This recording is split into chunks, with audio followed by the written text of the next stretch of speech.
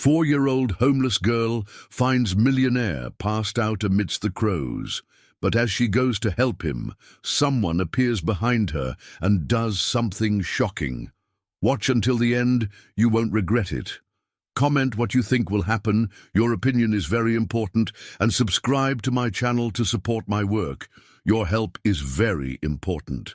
The relentless December sun beat down on the dusty streets of Harmony Creek, a small town nestled in the backwoods of Montana, where the heat climbed to 108 degrees Fahrenheit, turning the asphalt soft beneath the bare feet of those without shoes. Among the derelict storefronts and foul-smelling alleys, a tiny figure moved like a ghost forgotten by the world. Celeste was only 4 years old, but her blue eyes already carried the weight of someone who had seen too much. Her blonde hair, now dirty and matted, had once been brushed with love by hands that had cherished her. Her tattered clothes barely covered her thin body, marked by the constant hunger that had gnawed at her stomach for weeks. The little girl didn't understand why she woke up one day to find no one in the shack where she lived.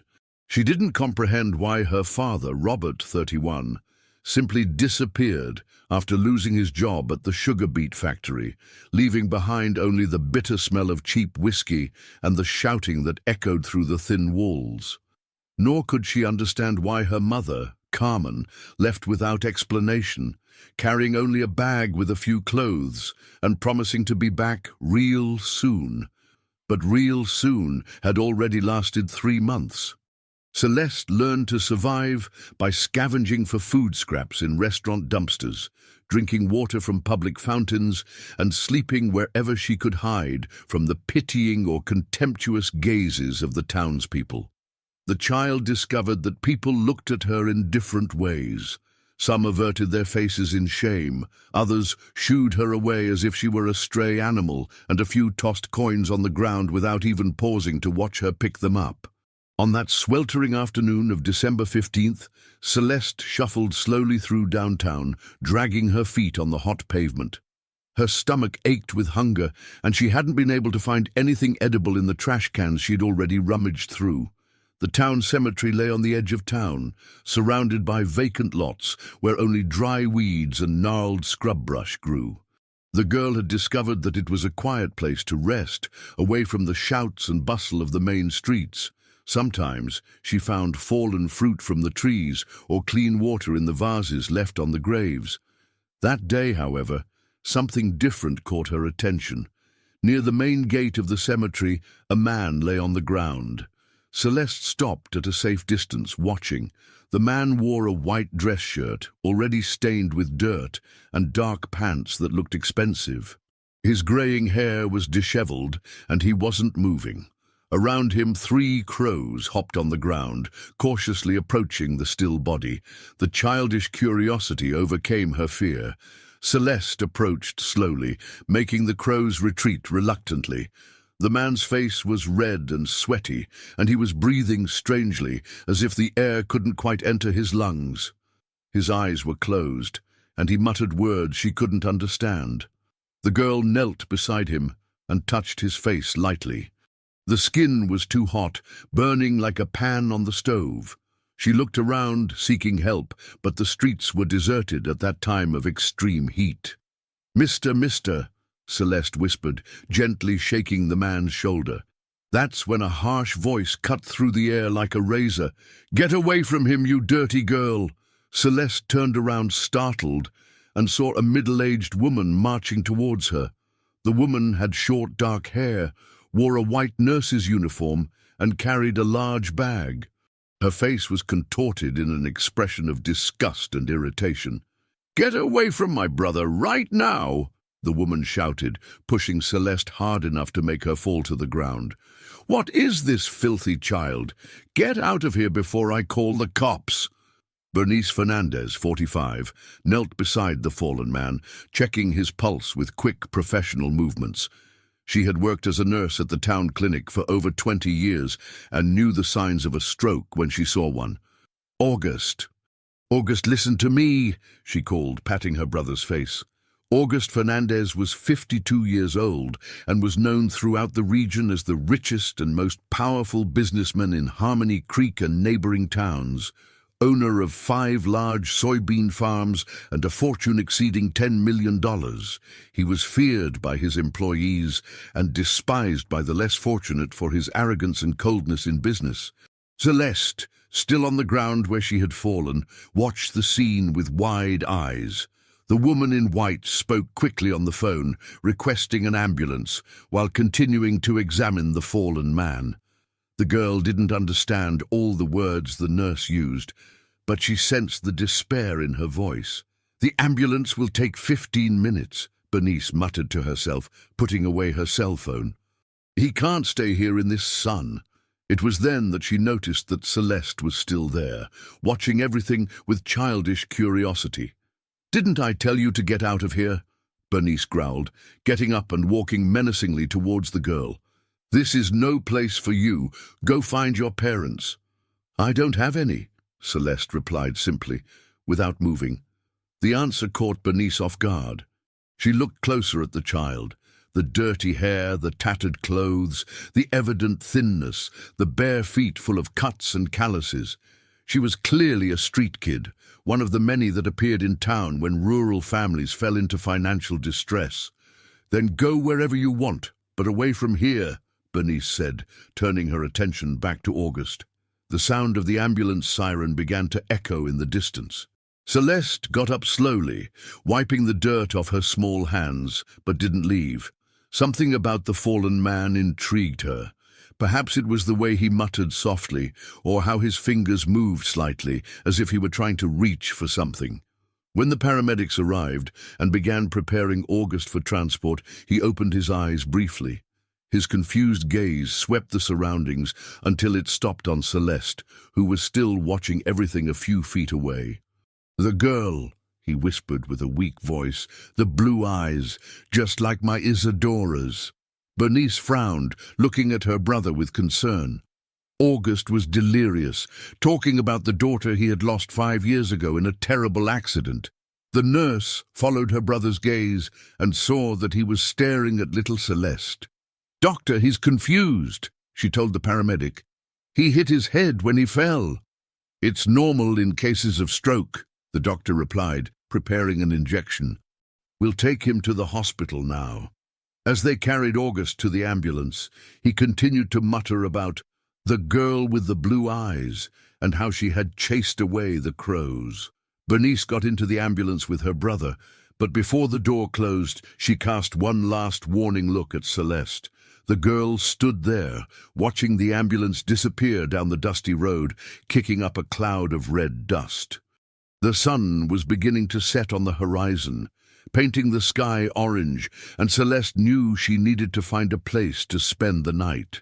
But she couldn't stop thinking about the fallen man and the strange words he had said. Who was Isadora? Why did he look at her with those tearful eyes? And why did the woman in white treat her with such anger? Celeste didn't know, but she had just become involved in a story that would change her life forever.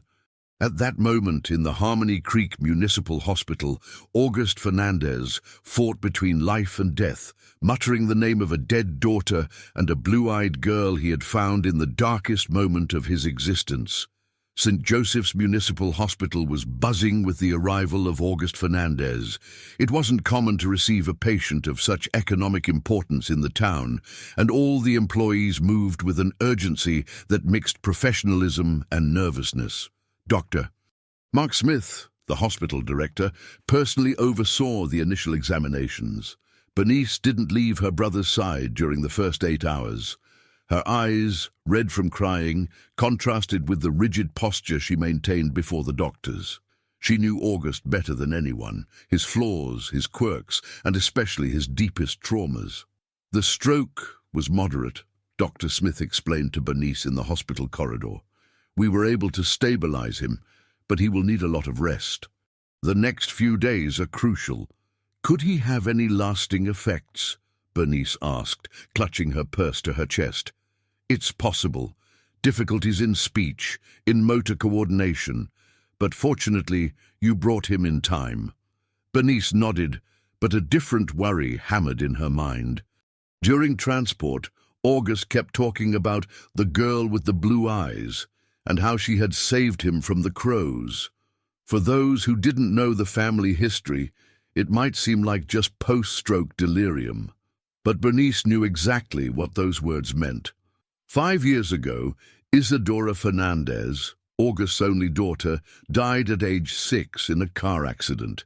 She was a child with clear blue eyes like the sky, blonde hair, and a smile that lit up any room.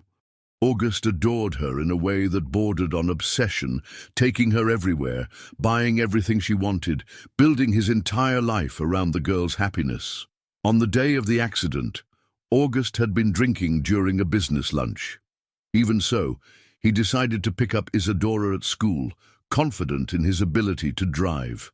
The car skidded on a rain-slicked curve, flipped 3 times, and crashed into a tree. August emerged with minor injuries. Isadora didn't survive. Since then, August had become a bitter, closed-off man, incapable of showing any kind of affection or compassion. He plunged into work with an unhealthy intensity, expanding his business aggressively, but completely losing the ability to connect with other human beings. Bernice watched her brother transform into a dark version of himself, and now feared that the encounter with that street kid could reopen wounds she preferred to see healed forever. In the early hours of the second day, August woke up. His eyes scanned the hospital room until they found Bernice, who was dozing in a chair beside the bed. "Bernice," he called in a hoarse voice. She woke up immediately, getting up to check if he was all right. "How do you feel?" she asked, adjusting the pillow behind her brother's head. "Confused," he admitted, trying to organize his fragmented memories. "I was, at the cemetery. You passed out near the gate. Lucky I went out to look for you when you didn't come home." August closed his eyes, trying to recover the memories. Confused images returned to his mind. The stifling heat, the sensation that he was going to faint, the crows approaching, and then, "There was a girl," he said suddenly, opening his eyes urgently. "A little girl with blue eyes. She was there." Bernice felt her stomach clench. "August, you were delirious. The stroke can cause mental confusion." "It wasn't delirium," he insisted, trying to sit up in bed. "She was there, Bernice. She was a child, must have been about 4 years old, eyes just like Isadora's." "Stop it," Bernice said firmly. "Isadora is gone. You need to accept that once and for all." "I'm not saying it was Isadora," August exclaimed, his voice gaining strength. "I'm saying there was a girl there, and she helped me.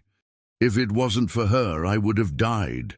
A street kid couldn't help you with anything," Bernice retorted with disdain. "Those kids are dirty, sick, dangerous, probably just wanted to steal something." "Did you see her?" August asked, ignoring his sister's prejudiced tone.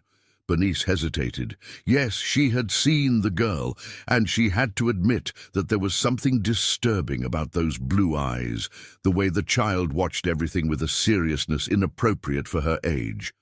But admitting that would be feeding a fantasy that could be dangerous for August's already fragile mental state. "I saw a dirty, ragged girl who was bothering you," Bernice lied. "That's why I shooed her away." "Where did she go?" "I don't know, and I don't care. August, you need to focus on your recovery. The doctors said you can go home in a few days, but you need absolute rest."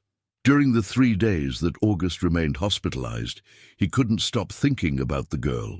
Every time he closed his eyes, he saw those blue eyes watching him with a mixture of curiosity and compassion. There was something in that look that touched him in a way he hadn't experienced in years. Bernice, in turn, couldn't shake off a growing worry. She knew her brother too well to know that he wouldn't easily abandon the idea of reuniting with the girl. And that terrified her for reasons that went far beyond fraternal concern. For years, Bernice had been the only person close to August. After Isadora's death and the brothers' subsequent emotional isolation, she became his confidant, his business advisor, and the only family he had left. August depended on her in ways that he himself didn't realize, and this dependence guaranteed Bernice a privileged position, both effectively and financially. The nurse had built her entire life around being indispensable to her brother. She lived in a house he had bought for her, drove a car he paid for, and received a generous allowance that supplemented her salary from the town clinic.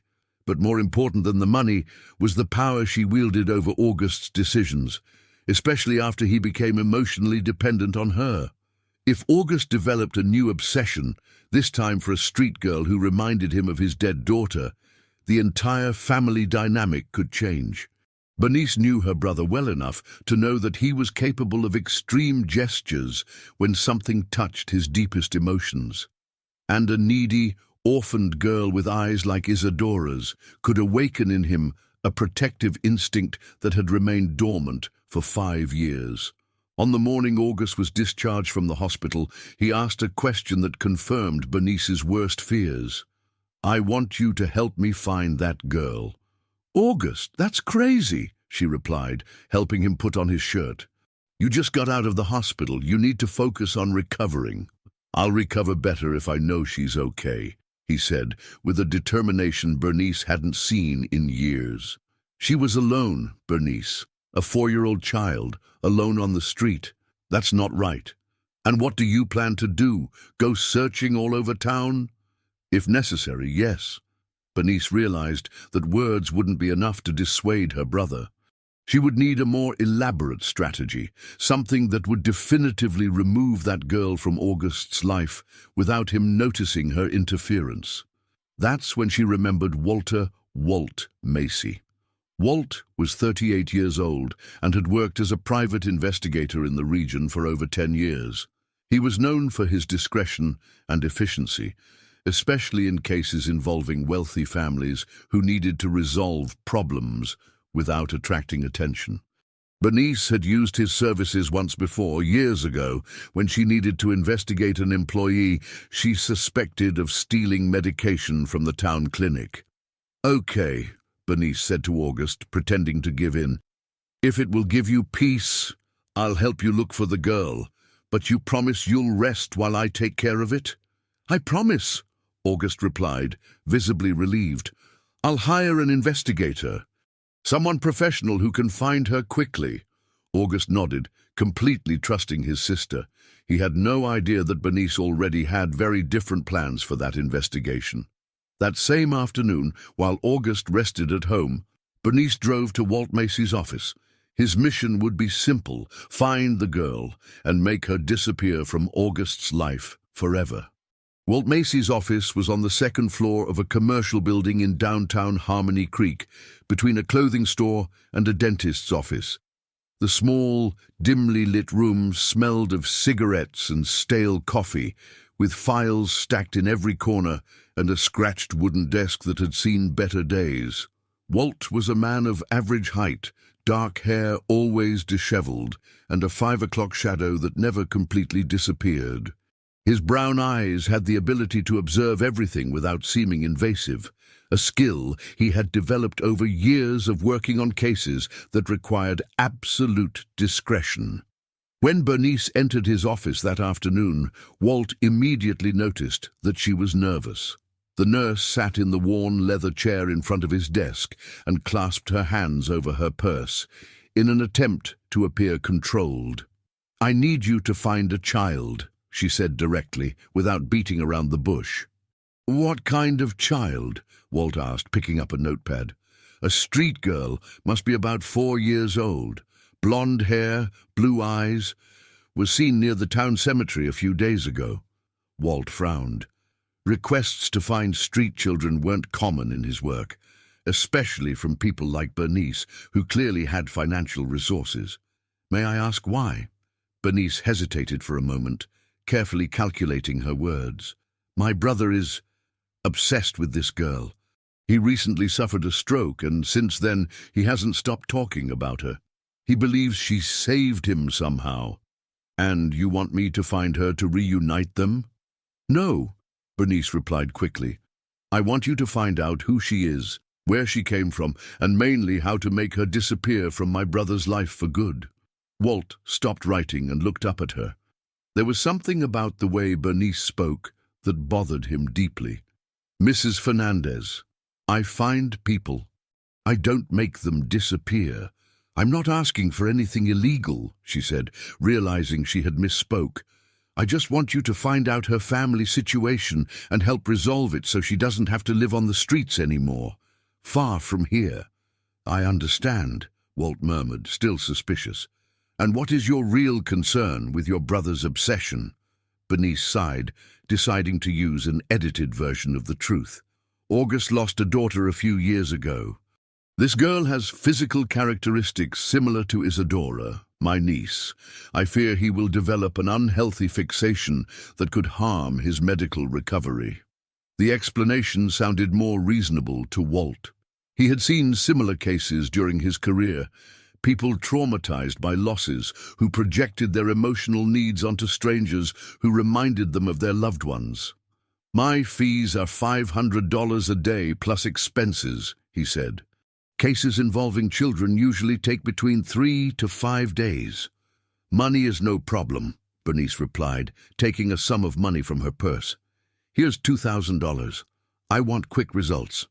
Walt took the money, but a part of him still felt uncomfortable with the job. There was something in Bernice's eyes that didn't match the fraternal concern she claimed to feel. Meanwhile, on the other side of town, Celeste woke up under a storefront awning on Main Street. It had rained during the night, and the girl was soaked and shivering with cold. Her wet clothes clung to her thin body, and she felt the first signs of a fever. The child had spent the last 3 days thinking about the man she had found near the cemetery. Something about that encounter had marked her deeply. Perhaps it was the way he muttered kind words even while sick, or how his eyes showed a sadness that she recognized in herself. Celeste didn't fully understand what had happened, but she sensed that she had done something good by staying near the fallen man. It was a new feeling for her, who for months had only known rejection and indifference from people. The hunger was getting more intense. For 2 days, she hadn't been able to find decent food in the trash, and her stomach ached constantly.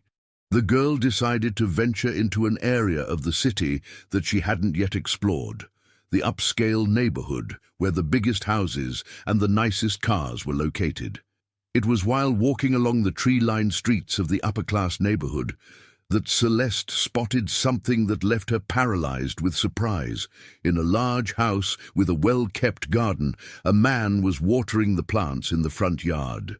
It was the same man she had found fallen near the cemetery. August was in his morning recovery routine, strictly following medical recommendations to do light activities outdoors. He had insisted to Bernice that he felt well enough to take care of the plants, an activity that always calmed him. When he looked up and saw the girl standing across the fence, August dropped the hose on the ground. For a moment he thought he was hallucinating, but no, she was there, the same blue-eyed girl who wouldn't leave his thoughts. "You," he whispered, approaching the fence. Celeste took a step back, ready to run, but something in the man's voice made her stop. There was no anger or impatience as she was used to hearing. There was only surprise. "Are you okay?" August asked gently, observing the girl's wet clothes and general condition. Celeste nodded timidly, but her eyes couldn't hide the hunger and fatigue. "What's your name?" August tried again. "Celeste," she replied in a low voice. The name echoed in August's mind like a forgotten melody. Celeste, a beautiful name for a girl who seemed to have fallen from the sky into his life. "Celeste, are you hungry?"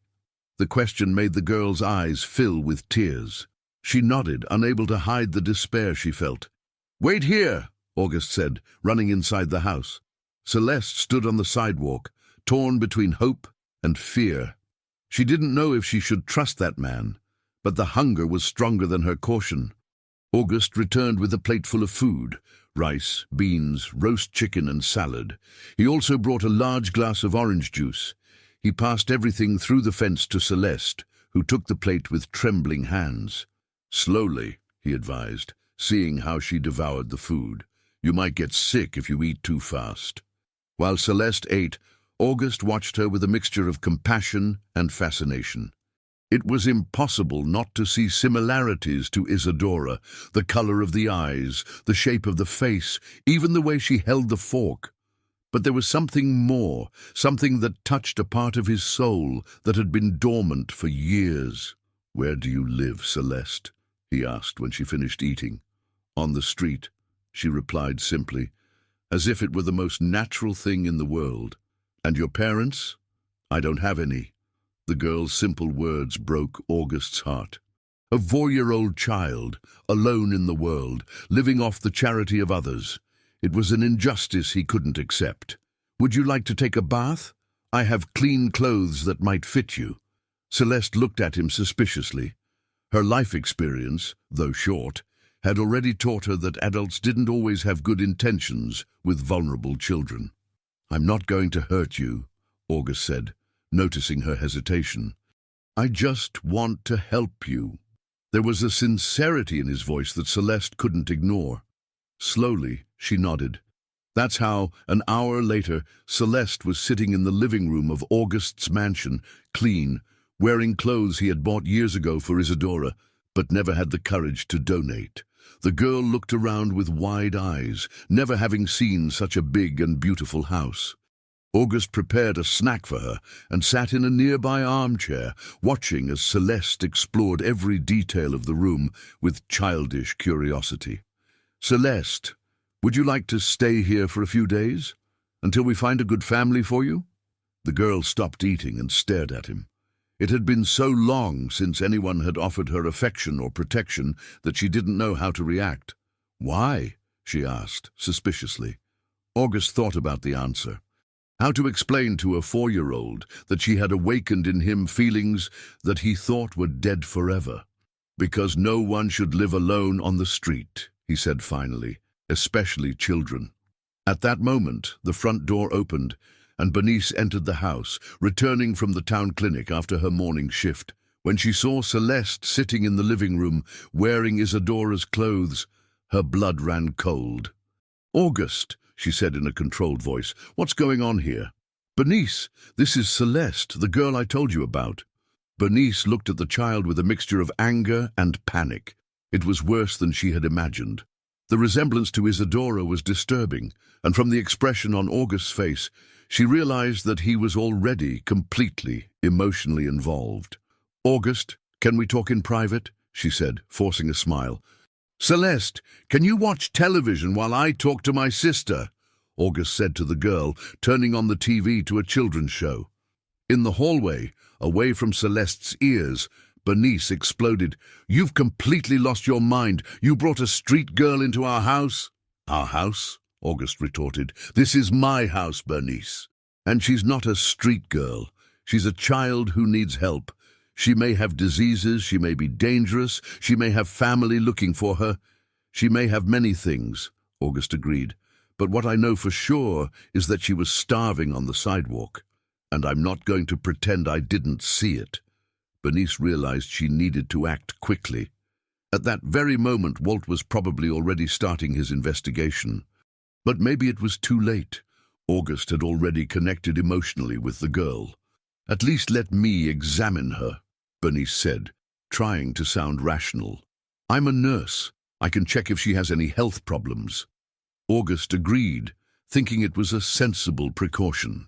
Meanwhile, on the other side of town, Walt began his search for Celeste's true identity, without imagining that he had just accepted a job that would place him at the center of an emotional war between siblings, where an innocent child would be both the prize and the victim. Walt began his investigation at the town cemetery, the last place Celeste had been seen before appearing at August's house. He spoke with the groundskeeper, Old Man Manny, a 67-year-old man who knew all the movements of the neighborhood. "Girl with blonde hair?" "Yes, I've seen her around here a few times," confirmed Old Man Manny, leaning on his hoe. "Poor thing, always looking for food in the trash. She said her parents disappeared a long time ago." Did she say where she came from? Not exactly, but once I heard her talking to herself, mentioning a place called Bridge House. Must be over there on the outskirts, where that old bridge over the creek is. Walt knew that area well.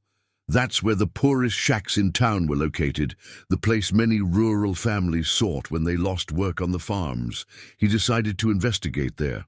At the Fernandez house, tension grew with each passing hour. Bernice had examined Celeste and declared that the girl was healthy but needed constant medical observation. It was her way of trying to convince August to take her to the hospital, away from home. "She can stay in the guest room," August said, ignoring his sister's suggestions. "I'm going to buy her new clothes tomorrow."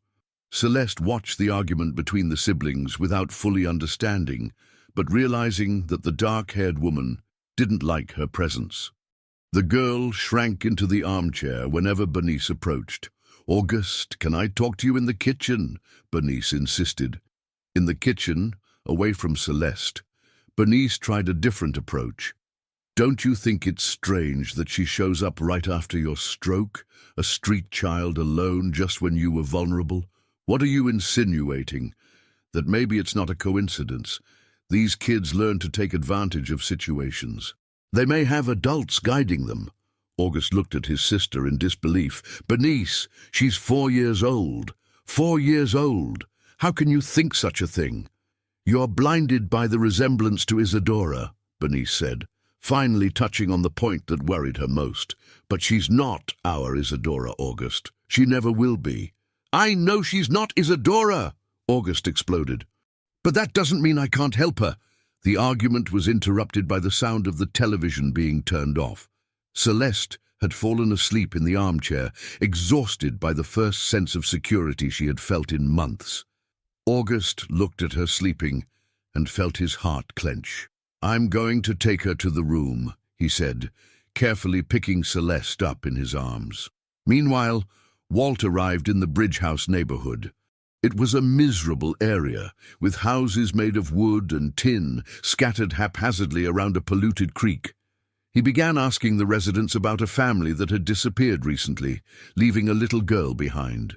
It was Mrs. Alzira, 58, who gave him the first real lead. "Carmen lived over there in that blue shack," she said, pointing to an abandoned shack. "Disappeared about 3 months ago, left her little girl.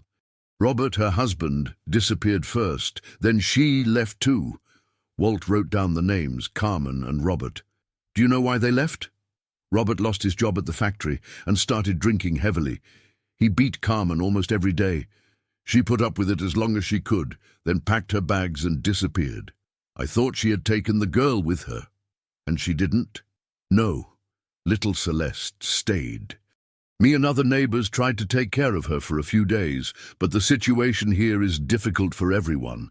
When we looked again, she had disappeared too." Walt investigated the family's abandoned house. He found some documents left behind. Utility bills in the name of Robert Silva, a work permit for Carmen Silva, and a birth certificate for Celeste Silva, confirming that she was 4 years old. But it was in a half-open drawer that he found something that would completely change his perspective on the case. A photograph of Carmen holding baby Celeste, and on the back of the photo, a handwritten address: Montero Family House, Santa Rita Ranch, Butte. Walt knew Santa Rita Ranch. It was one of the richest properties in the Butte area, 2 hours from Harmony Creek. If Carmen was working there, that would explain her sudden disappearance, and also reveal that she hadn't simply abandoned her daughter out of desperation, but because she had found work far away. That night, back at the Fernandez house, August had dinner with Celeste for the first time. The girl ate slowly, still unaccustomed to hearty meals. August told her simple stories, trying to make her laugh, and gradually saw the child relax. "Uncle August," Celeste said suddenly, using a term that moved him deeply, "why doesn't Aunt Bernice like me?" The question caught August off guard. "What makes you think that?" "She keeps looking at me with a mean face, and she talks quietly to you when she thinks I'm not seeing," The girl's sharp perception impressed August. Even being so young, Celeste had developed a special sensitivity to read the emotions of adults. Probably a survival skill developed during months living on the streets. "Sometimes adults get worried for no reason," he said, trying not to lie to the child. "Bernice will get used to you." But internally, August began to realize that his sister's resistance was deeper than he had imagined. Bernice wasn't just concerned with practical aspects, she was jealous of the attention he dedicated to Celeste. After putting Celeste to sleep in the guest room, August went downstairs to find Bernice in the living room, speaking quietly on the phone. When she saw him, she quickly ended the call. "Who were you talking to?" he asked. "With the hospital. I was checking if there were any reports of missing children." It was a lie. Bernice had called Walt, asking for an urgent report of the investigation. The investigator had told her about the Silver family and the lead to the ranch in Butte, information that left Bernice both relieved and worried. On the one hand, if Carmen was alive and working, it would be possible to reunite mother and daughter. On the other hand, that would mean that Celeste had family, which would complicate any plan to definitively remove her from August. "So, are there any reports?" August asked. "No. No family has looked for her." Another lie. Bernice decided not to tell about Walt's discovery until she had a clear plan of how to use that information to her advantage. The next morning, August woke up early to buy clothes for Celeste. He left her sleeping and asked Bernice to keep an eye on her. As soon as he left the house, Bernice called Walt again. "I need you to go to Butte today," she said. "Find that Carmen and find out exactly what her situation is. Mrs. Fernandez, that will cost extra. Butte is far. I'll need to stay there for at least 2 days. The cost doesn't matter. Here's another $1,000, she said, meeting Walt at a downtown cafe. "But I want you to be discreet. Find out everything about Carmen before making contact." Walt took the money, but his conscience weighed more and more. There was something in Bernice's eyes that didn't match a concerned aunt. She seemed more like a desperate woman trying to solve a problem that threatened her interests. "May I ask what the real purpose of this investigation is?" he questioned. "To reunite a mother with her daughter," Bernice replied promptly. "What could be nobler than that?" But while she spoke, Bernice was already planning how to use the information about Carmen. If Celeste's mother was really working on Santa Rita Ranch, it would be possible to contact her and convince her to pick up her daughter. And if Carmen appeared to take Celeste away, August would have no legal basis to prevent it. What Bernice didn't imagine was that her investigation was about to reveal much more than she expected. Carmen Silva wasn't simply working on Santa Rita Ranch. She was hiding there, fleeing from a violent past that threatened not only her life, but also the safety of her daughter. And when the truth came to light, the consequences would be more devastating than anyone could imagine. Santa Rita Ranch was 50 miles from Butte, an immense property dedicated to cattle raising and soybean planting. Walt arrived there the next afternoon, after a tiring trip along the red dirt roads that cut through the Montana prairie. The main house was a modern and imposing construction surrounded by well-kept gardens. Walt went to the back of the property, where the employees' houses were located. That's where he found Carmen Silva. She was hanging clothes on the clothesline when Walt approached. At 32 years old, Carmen was a thin woman, with brown hair tied in a ponytail and eyes that carried a deep sadness. She wore a simple housemaid uniform and moved quickly, as if she was always afraid of something. "Carmen Silva?"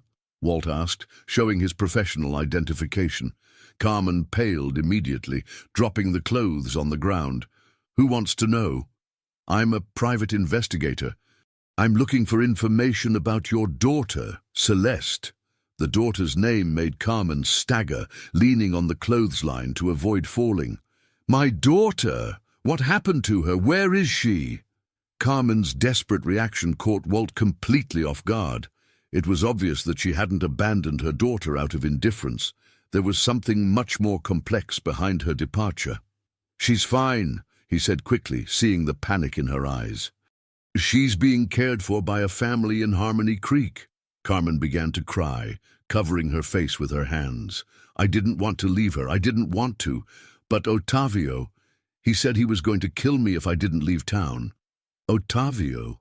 Her father? My ex-husband? He's not the Robert that appears on the documents. Robert was just a lie we invented when we fled to Harmony Creek. Walt sat on a stool near the clothesline, realizing that he was facing a much more serious situation than he had imagined. "Carmen, I need you to tell me everything from the beginning." Between tears and sobs, Carmen told her story. She had married Otavio Mendez when she was only 19 years old. He was a violent man who had physically and psychologically abused her from the first months of marriage. When Celeste was born, the violence only got worse. "He said the girl wasn't his daughter, that I had cheated on him," Carmen said. "He beat me in front of her, broke everything inside the house. Once he threw Celeste on the floor when she was a baby, just because she was crying too much." Walt felt his stomach churning with every detail of the account. "Why didn't you report him?" "You don't know Otavio. He has contacts in the police, knows dangerous people. The first time I tried to run away, he found me in 2 days and gave me a beating that left me in the hospital for a week." Carmen explained that 6 months ago, she had managed to flee with Celeste to Harmony Creek, where they invented the identity of Robert Silva to avoid being found. But Otavio was persistent and had resources. After 3 months, he found out where they were. He showed up at our house one night. He said that if I didn't leave town by the next day, he was going to kill me and Celeste. He showed me a knife, said he knew people who could make it look like an accident. And you believed him? I had known Otavio for 13 years. He always fulfilled his threats. I couldn't risk my daughter's life. Carmen said that she had gotten the job at the ranch through a cousin who already worked there. She planned to pick up Celeste as soon as she could get enough money to hide in a place where Otavio would never find them. But when I went back to Harmony Creek, a week later, the house was empty. The neighbors said she had disappeared. I searched everywhere, went to the police, to the hospitals. No one knew anything. Walt realized that Bernice had lied about several aspects of the situation. Carmen hadn't abandoned her daughter out of convenience. She had fled to protect her from a dangerous man, and now she was desperate to find her. "Carmen, the person who hired me, wants to reunite you with Celeste. But I need to better understand the situation with this Otavio. He's still looking for me. 2 weeks ago, he called here at the ranch asking if I worked here. The boss said he didn't know anyone with my name, but I'm sure he hasn't given up." Walt found himself at a moral crossroads. Bernice had asked him to find Carmen and reunite mother and daughter, but now he discovered that doing so could put both in mortal danger.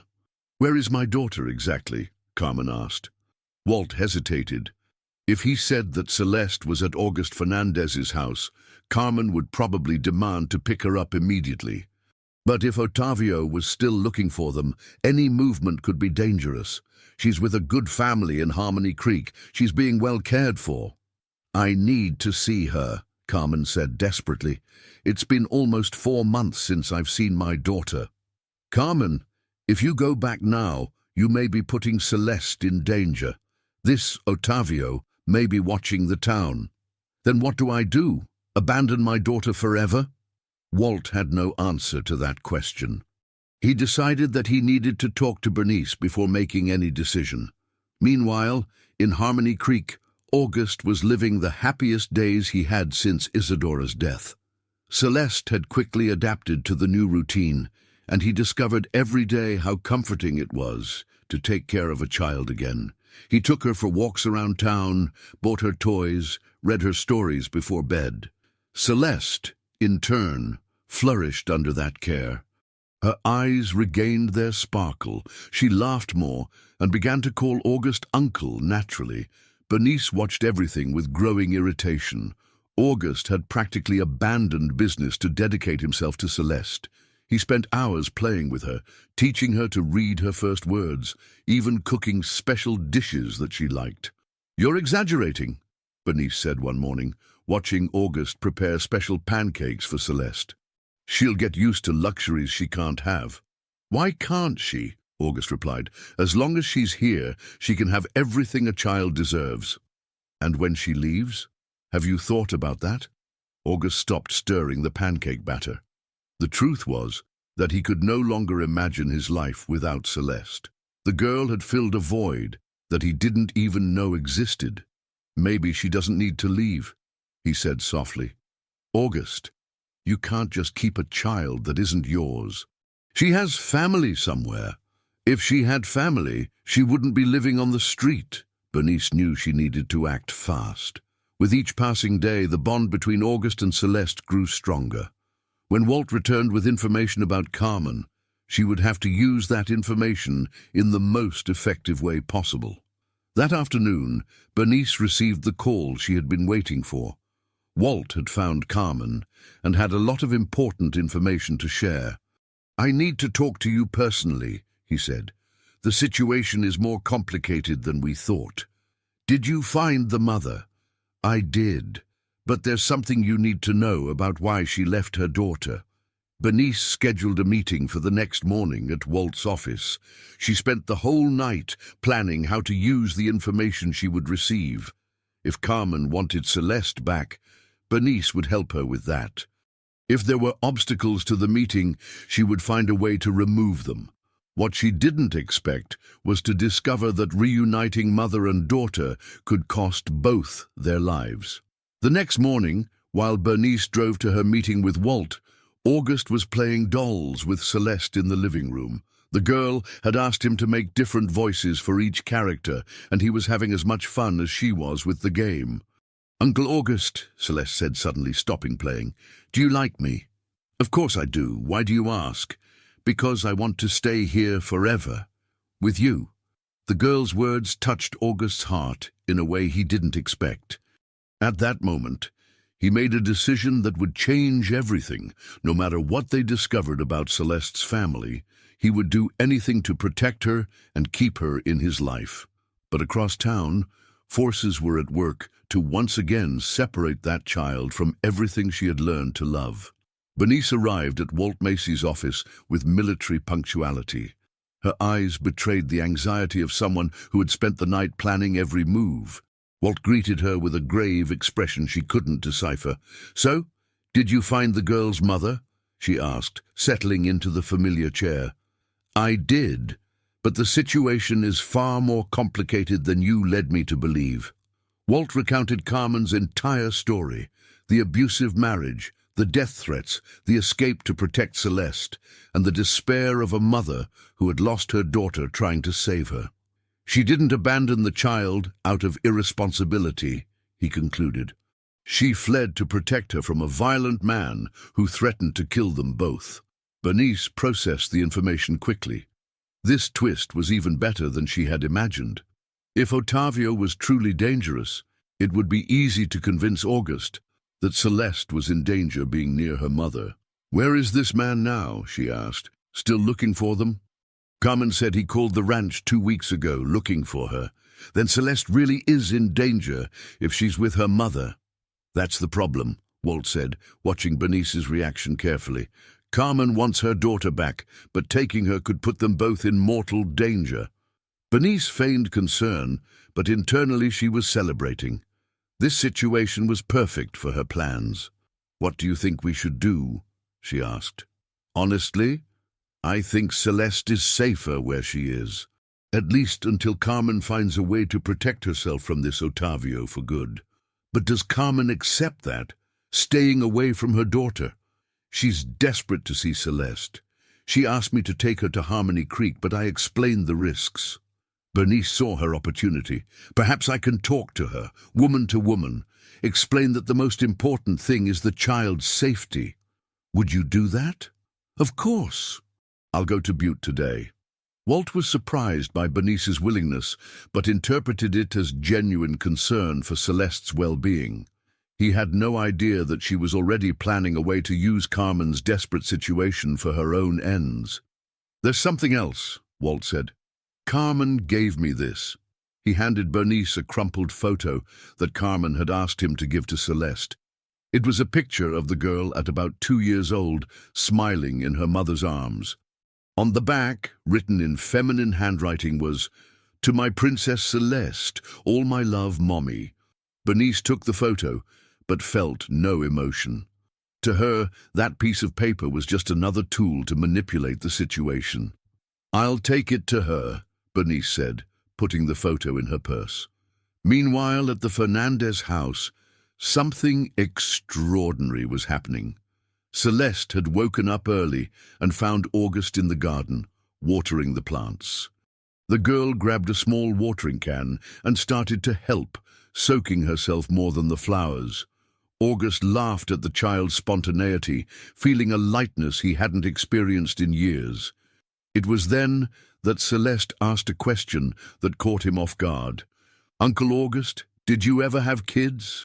The question pierced August's heart like a blade. He stopped watering the plants and looked at that girl who, without knowing it, had touched the deepest wound in his soul. "I had a daughter," he said softly. "Her name was Isadora." "Where is she?" She went away to a place very far away." Celeste sensed the sadness in August's voice and approached him, taking his hand with her small fingers. "Was she like me?" "A little. You have the same eye color. Do you miss her?" "Very much." Celeste was thoughtful for a few moments. Then, with the innocent wisdom of children, she said something that changed something inside August.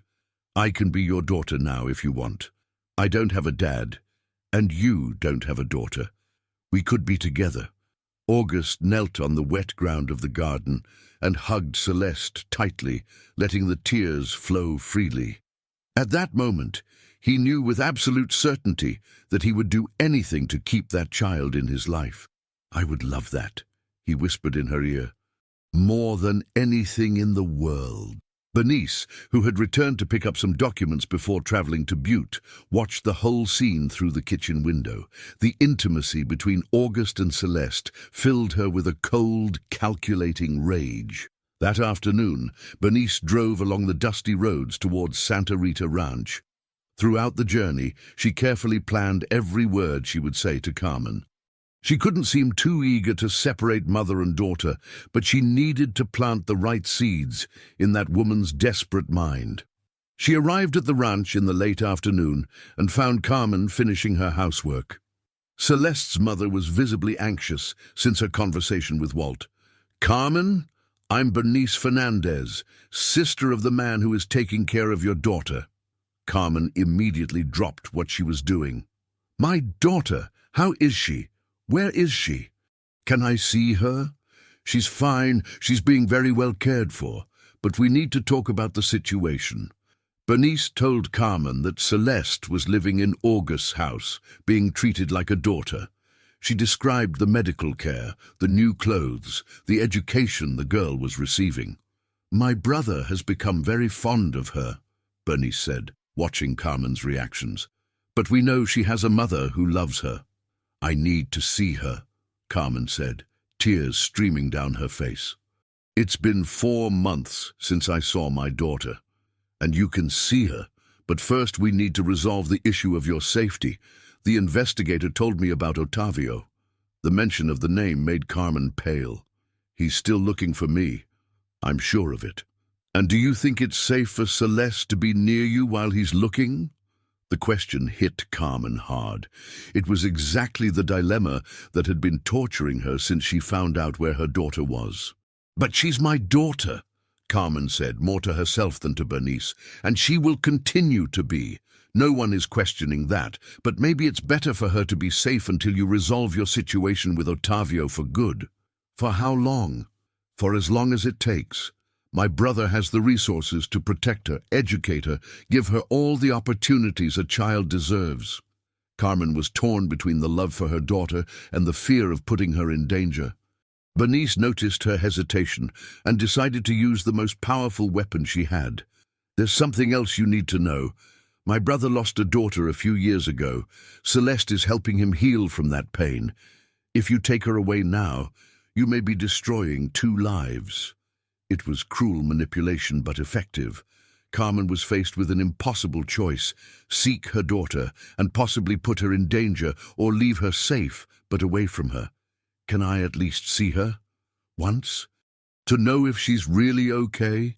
Bernice pretended to consider the idea carefully. It's risky. If Ottavio is watching Harmony Creek, he may see her. Then what do I do? Abandon my daughter forever? You don't abandon her. You leave her in safety until you can offer her a life without fear. Carmen sat down in an old chair and covered her face with her hands. Bernice saw that she was winning and decided to deliver the final blow. "I can make a proposal," she said, taking an envelope out of her purse. "Here's $5,000.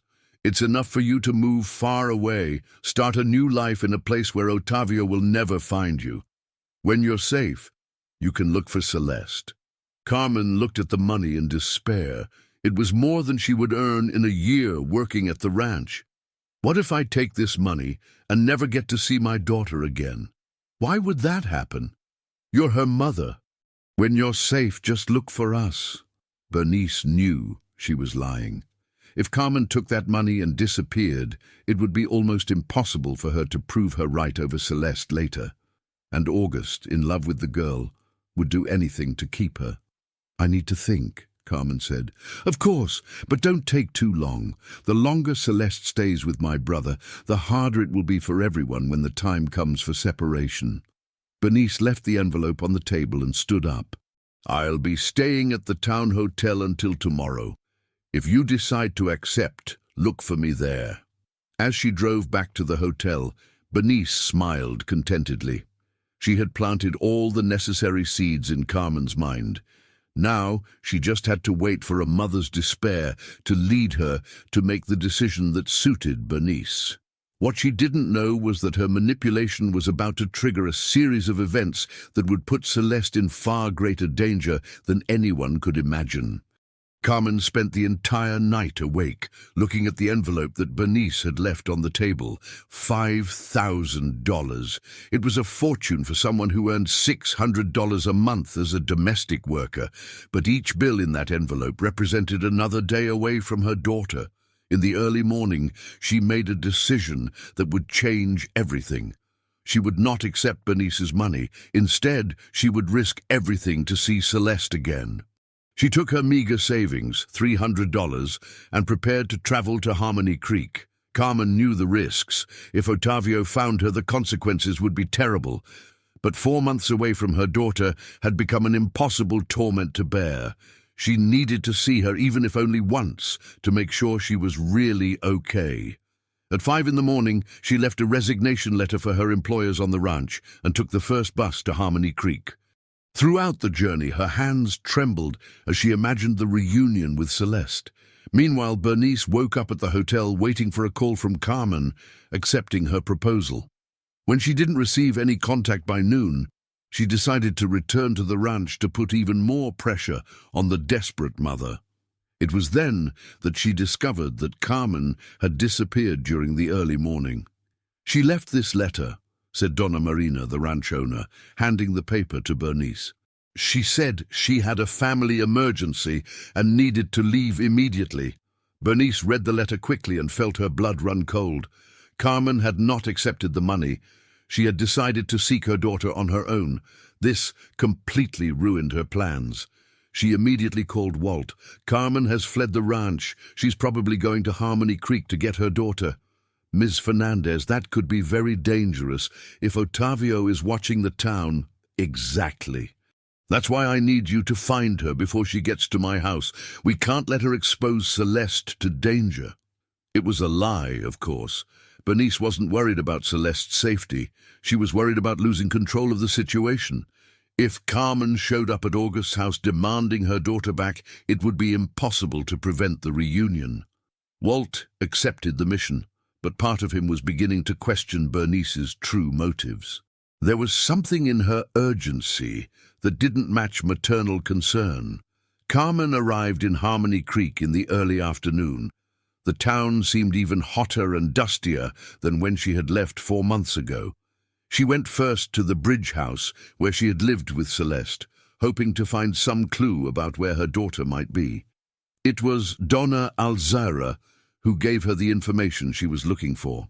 "Your girl appeared here about 15 days ago, all clean and well-dressed. She was with a rich man in a fancy car. I heard he's August Fernandez, that soybean farm owner." The name meant nothing to Carmen, but knowing that Celeste was well cared for brought immense relief to her heart. Donna Alzira gave her the address of the Fernandez house in the upscale neighborhood of town. "But be careful, my dear," warned the neighbor. "There's a strange man asking questions about you and the girl around here.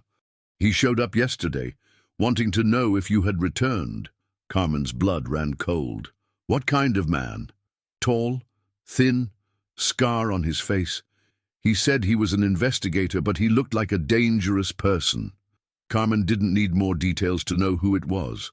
Otavio had found Harmony Creek. He was in town, looking for her and Celeste. Panic took over Carmen. If Otavio found out where Celeste was, he wouldn't hesitate to use her to force Carmen to return to him. The girl would become a hostage of a violent and unpredictable man. Carmen ran through the dusty streets towards the upscale neighborhood, struggling between the despair of seeing her daughter and the terror of bringing danger to her. When she arrived at the Fernandez house, she stopped across the street observing the property. It was a beautiful house, with a well-kept garden and an appearance of prosperity. Through the gate, she could see an older man playing with a small child in the yard. It was Celeste. Carmen's heart almost stopped when she saw her daughter after 4 long months. The girl was unrecognizable. Shiny, well-combed hair, beautiful clothes, and most importantly, she was laughing. A genuine laugh of a happy child that Carmen hadn't heard in a long time. August ran after Celeste in the garden, pretending to be a monster, while she screamed with joy trying to escape. The scene was so touching that Carmen found herself smiling through the tears. "My daughter is happy," she thought. "For the first time in a long time, she is really happy." It was then that Celeste looked towards the street and saw a woman standing across the gate. The girl stopped running and stood watching, trying to identify who that person was, who looked familiar. "Mommy?" Celeste whispered, so low that August didn't hear. The recognition was instantaneous and devastating. Celeste dropped the toy she was holding and ran towards the gate, shouting, "Mommy! Mommy! It's my mommy!" August turned quickly and saw Carmen across the street. Even without ever having seen her before, he knew immediately who she was. The resemblance to Celeste was undeniable, and the despair on that woman's face confirmed her identity. Celeste was trying to climb the gate to reach Carmen, crying and shouting, "Mommy," repeatedly. August approached, torn between compassion for the desperate mother and the fear of losing the girl who had become the center of his life. "Celeste, my princess!" shouted Carmen, running to the gate. "Mommy is here!" Mother and daughter embraced through the iron bars of the gate, both crying with emotion. August watched the scene with a broken heart, knowing that this moment would change everything. "I missed you so much," Carmen sobbed, covering her daughter's face with kisses. "Mommy never wanted to leave you. Never." "Why did you go away?" Celeste asked, still not fully understanding the situation. "Mommy had to take care of some things, but now she's going to stay with you forever." August approached the gate. "You're Carmen?" "I am, and you must be the man who took care of my daughter. I don't know how to thank you." "No need to thank me. Celeste is a wonderful girl." Carmen noticed the sadness in August's voice and realized that he had genuinely grown fond of her daughter. But before she could say anything, a familiar voice echoed behind her. "I thought you were going to escape me forever, Carmen." Everyone turned and saw a man of about 29 years old, tall and thin, with a scar that cut across his face from his right eye to his chin. Otavio had found his prey. Carmen instinctively pushed Celeste behind the gate, creating a barrier between her daughter and the man who had tormented them for years. "Otavio, please," she begged, "leave the girl out of this." "The girl is my daughter too," Otavio said with a cruel smile, "and you two are going home with me, now." August immediately sensed the tension in the situation. Celeste was clinging to his legs, trembling with fear at the sight of that scary man.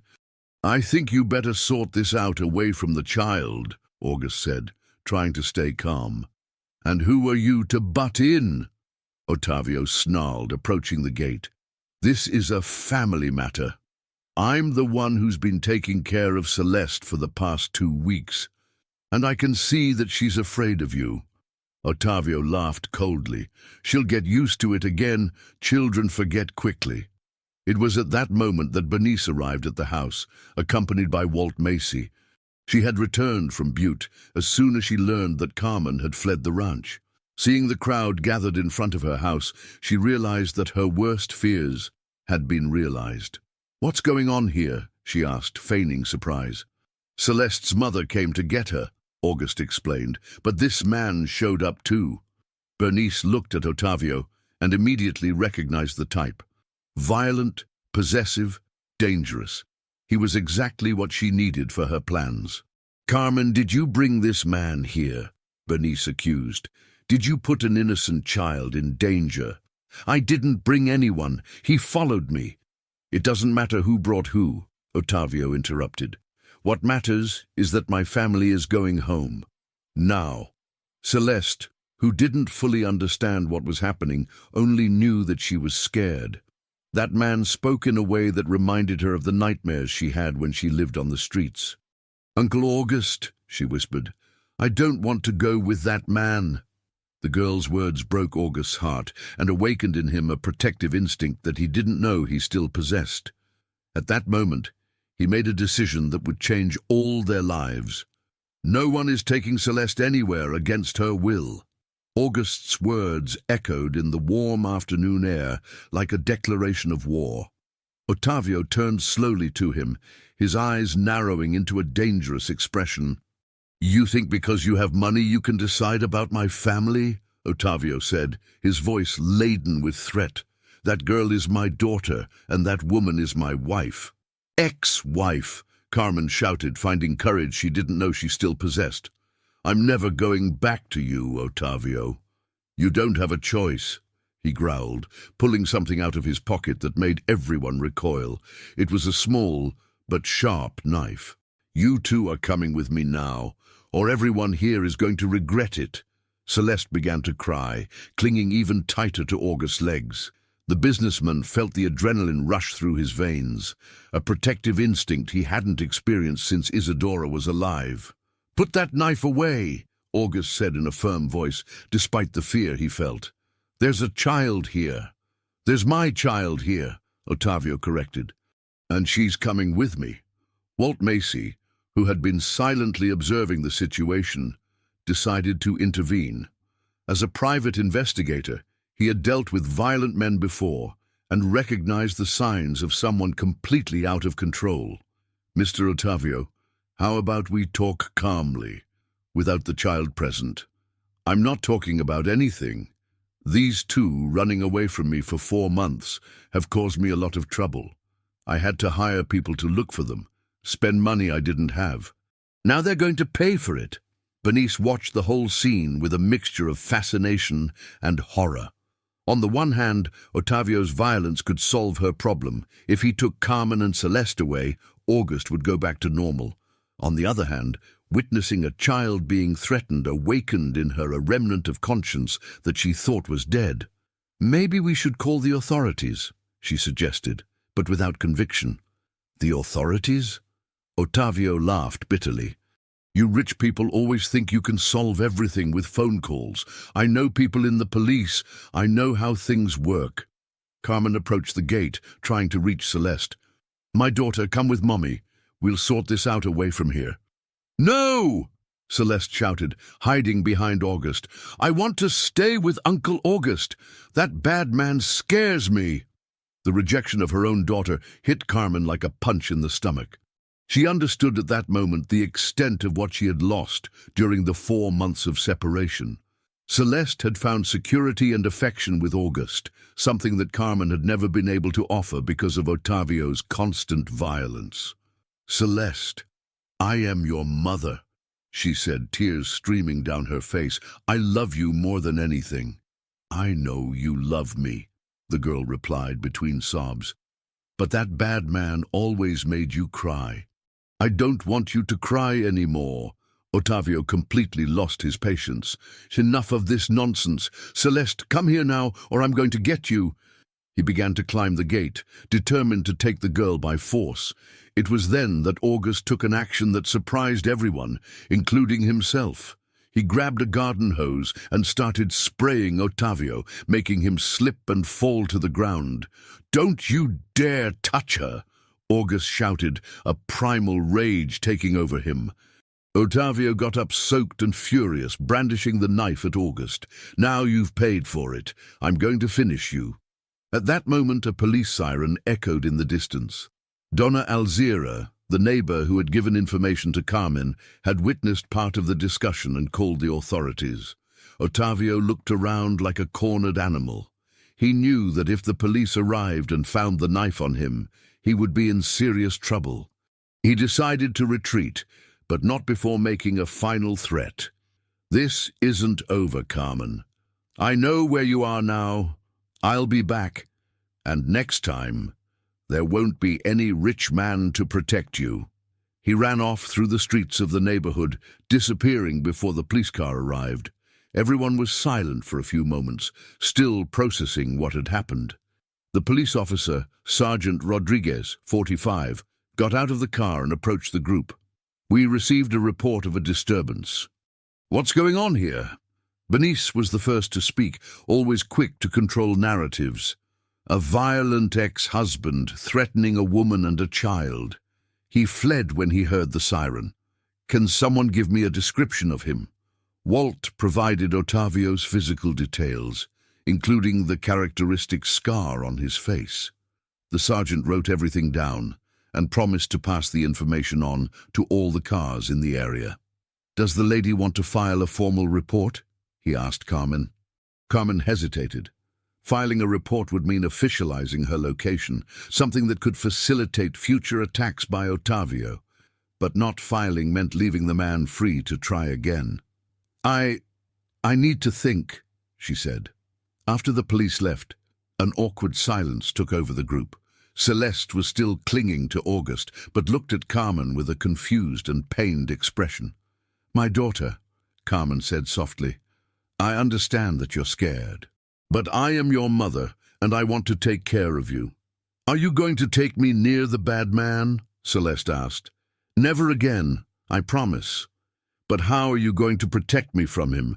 He's very strong and has a knife." The girl's question cruelly exposed the reality of the situation. Carmen had no resources, no safe place to live, no means to protect herself from Otavio. All she could offer her daughter was love, but love didn't pay bills or ward off violent men. August realized Carmen's dilemma and felt a wave of compassion for the woman who clearly loved her daughter, but was in an impossible situation. "Carmen," he said gently, "why don't you stay here tonight? We can talk about the situation calmly, away from danger." "I can't accept your charity," Carmen replied, trying to maintain her dignity. "It's not charity. It's safety. For you and for Celeste." Bernice watched the conversation with growing alarm. If Carmen stayed in the house, it would be much more difficult to separate mother and daughter. August was being too compassionate, as always. "August, are you sure about this? Sheltering a person who is being persecuted can bring problems to our family." "Our family," August repeated, looking at his sister with an expression she couldn't interpret. "Bernice, Celeste is a 4-year-old child who has just been threatened by a violent man. I'm not going to abandon her now." "But she has a mother," Bernice insisted. "Her place is with her mother." "Her place is where she's safe," August retorted firmly. Carmen watched the discussion between the siblings and began to understand the family dynamics. It was obvious that Bernice didn't want her to stay, but August was willing to protect Celeste at all costs. "Maybe I should take Celeste and leave town," Carmen said. "I don't want to cause problems for you." "Where would you go?" asked Walt Macy, who had remained silent throughout the discussion. "Ottavio already knows you're here. He's going to follow you wherever you go." "Then what do I do? Stay hidden forever?" "You face the situation," August said, "with help." Bernice realized that she was losing control of the situation. August was getting more and more involved, not only with Celeste, but now also with Carmen. If she didn't act quickly, she could lose any influence over her brother. "August, can I talk to you in private?" she asked.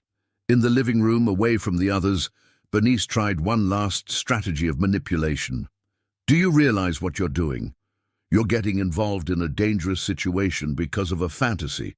"What fantasy?" "The fantasy that you can save everyone. First Celeste, now her mother.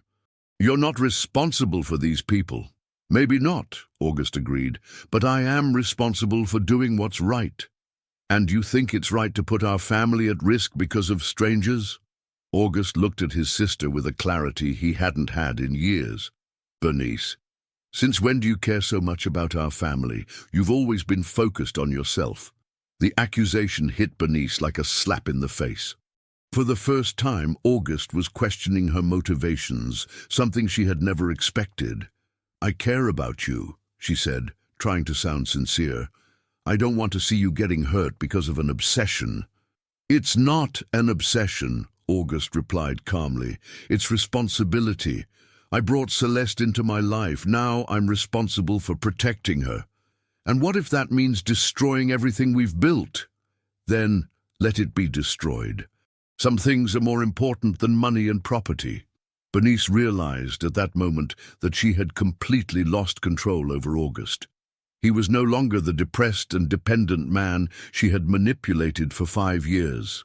Celeste had awakened in him something that Bernice thought was dead forever, and that terrified her more than any threat from Ottavio. That night, the Fernandez house housed a makeshift and tense family. Carmen had agreed to stay, more out of fear of Ottavio than out of her own will. Celeste slept between her and August on the living room sofa, refusing to move away from either of them. Bernice paced the house like a caged cat, watching every interaction between August and Carmen. To her irritation, the two talked in low voices about the situation, planning ways to keep Celeste safe. "Ottavio won't give up," Carmen said, stroking her sleeping daughter's hair. "He has a sick obsession with control. When he decides he wants something, he doesn't stop until he gets it." "Then we need to think of a permanent solution," August replied. "Have you tried seeking legal help?" "I tried once, 2 years ago. He found out and beat me so badly that I was hospitalized for a week. Then he said that if I tried again, he would kill Celeste in front of me." August felt a cold rage grow inside him. It was hard to imagine how a man could threaten an innocent child to control a woman. "What if we moved you to another state? Somewhere he would never think to look." "With what money? I earn $600 a month as a domestic worker. It's barely enough to survive, let alone start over somewhere else." "I can help financially." Carmen looked at him suspiciously. "Why? You don't even know me." "Because I know Celeste, and every child deserves to grow up without fear." Bernice, who was listening to the conversation from the kitchen, felt her world crumbling. August was offering to fund Carmen and Celeste's new life. This would mean not only losing influence over her brother, but also seeing him spend the family fortune on strangers. She decided she needed to act more drastically.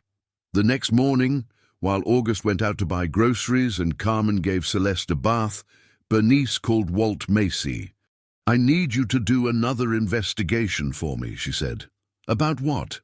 "About Carmen. I want to know everything about her. Criminal record, work history, everything." "Ms. Fernandez, we already know that she fled an abusive marriage. What else do you need to know?"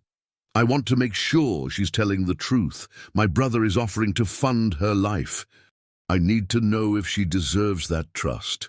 Walt hesitated. His interactions with Carmen had shown a genuinely desperate and loving woman with her daughter, but Bernice was paying his fees. "It's going to cost extra," he said finally. "I don't care about the cost. I want results today." Meanwhile, Carmen watched Celeste play in the bathtub and felt her heart break. The girl was clearly happy and safe, something she hadn't seen in a long time. But there was a distance between them that didn't exist before, a fear in the child's eyes when she looked at her mother. "Celeste, are you mad at me?" Carmen asked softly. "I'm not mad," the girl replied, playing with a rubber ducky. "I'm just confused." "Confused about what?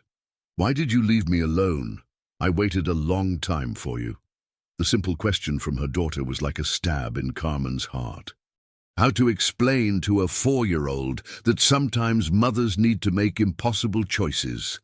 "Mommy had to go away to protect you," she said, trying to find words that a child could understand.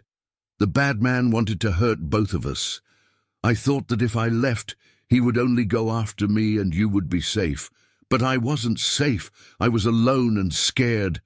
I know, my princess, Mommy was wrong. I thought the neighbors would take care of you until I came back." Celeste was quiet for a few moments, processing her mother's words. "Are you going to leave me again?" "Never again. I promise. Even if the bad man comes back?" Carmen hesitated. She couldn't promise something she might not be able to fulfill. "I'm going to do everything I can to stay with you."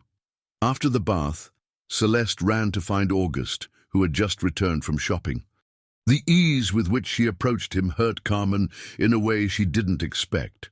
"Uncle August, did you bring chocolate for me?" "I did, but only after lunch," he said, picking the girl up in his arms. Carmen watched the interaction and realized something that scared her. Celeste felt more like August's daughter than hers. 2 weeks of constant care had created a bond that 4 years of motherhood couldn't overcome at that moment. "August," she said when Celeste went to play in the garden, "I need to talk to you about something." "Sure." "Celeste is very attached to you. Maybe it's better if I take her away soon before the attachment gets stronger." August felt as if someone had ripped his heart out of his chest. "You want to take her away?" "I don't want to, but I think it's the right thing to do. She needs to learn to trust me again. And if Otavio shows up, we'll manage. We always managed before." "Manage how?" "Running from town to town, living in fear." Carmen had no answer for that. She knew that August was right, but the pain of seeing her daughter prefer another man was unbearable. It was at that moment that Walt arrived with information that would change everything. Bernice received him on the porch, away from the others. "What did you find out?" "Very interesting. Carmen Silva has a more complicated history than she told." "How so?" "She was arrested 3 years ago for theft. She spent 2 weeks in jail before being released for lack of evidence." Bernice felt a wave of satisfaction. "Theft of what?" "Money from the boss where she worked as a domestic. The case was dismissed because the boss withdrew the complaint, but she was fired on the spot." "Is there anything else?" "Yes. I found out that she lied about one important thing. Otavio is not Celeste's biological father." The revelation left Bernice speechless. "How so?" "According to the documents I managed to access, Celeste's father is another man. Carmen was pregnant when she met Otavio. He assumed paternity, but he's not the real father." Bernice smiled for the first time in days. That information was exactly what she needed to keep Carmen away from August's life for good. "Anything else?" "One last thing. Carmen hasn't been working at Santa Rita Ranch for 4 months, as she said. She was fired 2 weeks ago for stealing food from the pantry. So she's unemployed. Completely. And from what I've found out, she must be broke too." Bernice thanked Walt and went to the living room, where August and Carmen were still talking about Celeste's future. It was time to use her new weapons. "August, I need to talk to you." "In private." In the kitchen, Bernice shared all the information that Walt had discovered, watching August's expression gradually change from surprise to disappointment. She lied about everything, Bernice said. The job, the financial situation, even about Ottavio being Celeste's father. Maybe she had reasons to lie, August said, trying to be fair. What reasons justify deceiving someone who's trying to help? August, she's a liar and a thief. Do you really want Celeste to grow up with a woman like that? August sat down in a chair, processing the information. Part of him wanted to believe that there were reasonable explanations for Carmen's lies, but another part was beginning to question whether he really knew the woman he was offering help to. What do you think I should do? Offer to keep Celeste legally? An adoption? The girl is clearly better here, and Carmen obviously can't afford to raise her properly. And Carmen, she would never accept that. Leave that to me, Bernice said with a smile that August couldn't interpret. I'll talk to her. What August didn't know was that Bernice already had a cruel and definitive plan to keep Carmen out of their lives forever. Bernice found Carmen sitting in the garden, watching Celeste play with the flowers. The mother had a melancholic expression, as if she were recording every movement of her daughter in her memory. Carmen, can we talk? Bernice said, sitting down next to her on the wooden bench. Sure. My brother told me that you're thinking about taking Celeste away. Yes, I think it's best for her. She needs to get used to me again. Bernice feigned understanding. I understand perfectly. A mother wants to have her daughter close by, but allow me to ask some practical questions. What kind of questions? Well, do you have a job, place to live, money to start over? Carmen hesitated. I'll manage. I always managed before. Managed how? Sorry for the frankness, but Walt told me that you were fired from the ranch 2 weeks ago. Carmen's blood ran cold. He investigated my life? Of course he investigated. You show up at our house wanting to take a child, claiming to be the mother. It was our duty to check. And what else did he find out? Bernice smiled coldly. That you have a history of theft, that you lied about being employed, that you even lied about Ottavio being Celeste's father. Carmen got up abruptly, her face paling. You don't understand anything about my life. I understand enough. I understand that you're a liar who's trying to take advantage of my brother's kindness. I never lied about loving my daughter. Love doesn't pay bills, Carmen. Love doesn't guarantee safety. What can you offer Celeste? A life on the run, going hungry, living in fear. Bernice's words hit Carmen like punches in the stomach because they were true. She had no job, no money, no way to protect her daughter from Ottavio. Celeste is my daughter, she said, trying to maintain her dignity. I have rights over her. Rights? You abandoned this child for 4 months. She was living on the streets, picking food from the trash, sleeping in doorways. Where were your maternal rights then? I did what I thought was best to protect her. And did it work? Was she protected? Or was she traumatized and abandoned? Carmen began to cry, unable to answer Bernice's cruel but true accusations. I'm going to make a proposal, Bernice continued, taking a new envelope out of her purse. Here's $10,000. It's enough for you to start a new life anywhere in the country. Away from Ottavio, away from everything. In exchange for what? In exchange for signing a document relinquishing custody of Celeste. August will adopt her legally. Never! Think carefully, Carmen. What's better for your daughter, growing up in a house with security, education, health, a guaranteed future, or growing up running from town to town, always in fear, always in need? She needs her mother. She needs a stable family. And you can't offer that. Carmen looked at Celeste, who was playing happily in the garden, unaware of the conversation that was deciding her fate. The girl was visibly healthier and happier than she had been in years. If I sign that paper, when can I see her again? You can't, Bernice said with calculated cruelty. An adoption is final. Celeste would become August's legal daughter. You would be a stranger. That's monstrous. That's practical. Do you want what's best for your daughter, or do you want to satisfy your own feelings?" At that moment, Celeste ran up to them, holding a flower she had picked. "Mommy, this flower is for you," she said, handing the little daisy to Carmen. The simple gesture from her daughter broke Carmen's heart. She hugged Celeste tightly, breathing in the scent of her clean hair and baby soap. "Thank you, my princess," she whispered, struggling not to cry in front of the girl. "Why are you sad, Mommy?" "Mommy is just tired." Celeste kissed Carmen's face and went back to playing. Bernice watched the interaction with a mixture of impatience and something that could be remorse, if she was still capable of feeling such a thing. "Carmen, you don't have to decide now. Think until tomorrow. But remember, while you hesitate, Ottavio may appear again. And next time, maybe he won't run from the police." Bernice left the envelope on the bench and went into the house, leaving Carmen alone with her torturous thoughts. That afternoon, August noticed that Carmen was strangely quiet.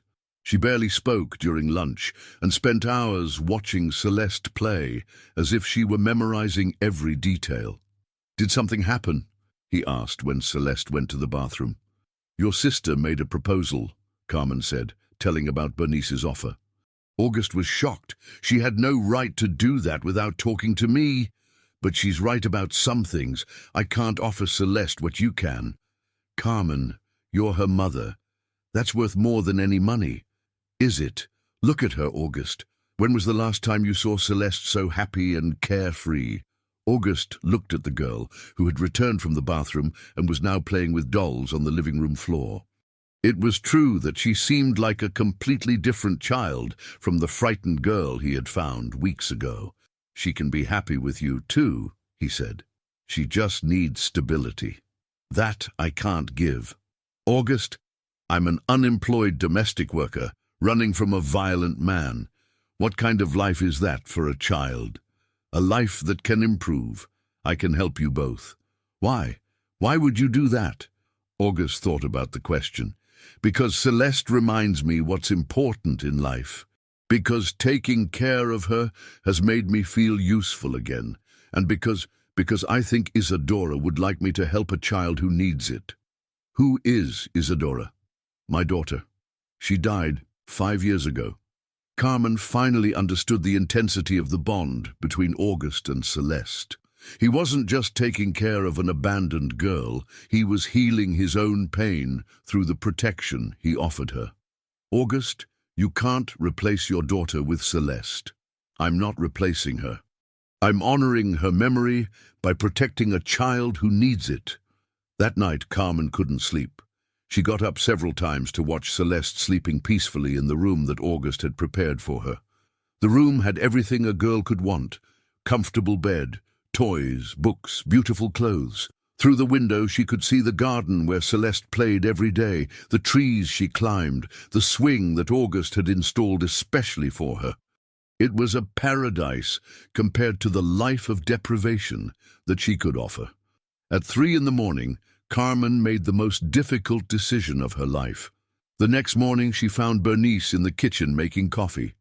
"I've made my decision," Carmen said, her voice firm despite the tears. "And what is it?" "I'm going to sign the paper, but I have one condition." "What?" "I want to say goodbye to Celeste properly. I can't just disappear from her life again." Bernice considered the request. It was risky. An emotional farewell could make Carmen change her mind, but refusing could make her give up on the deal completely. "Okay, but make it quick." An hour later, Walt arrived with the adoption papers already prepared. Bernice had planned everything in the smallest detail.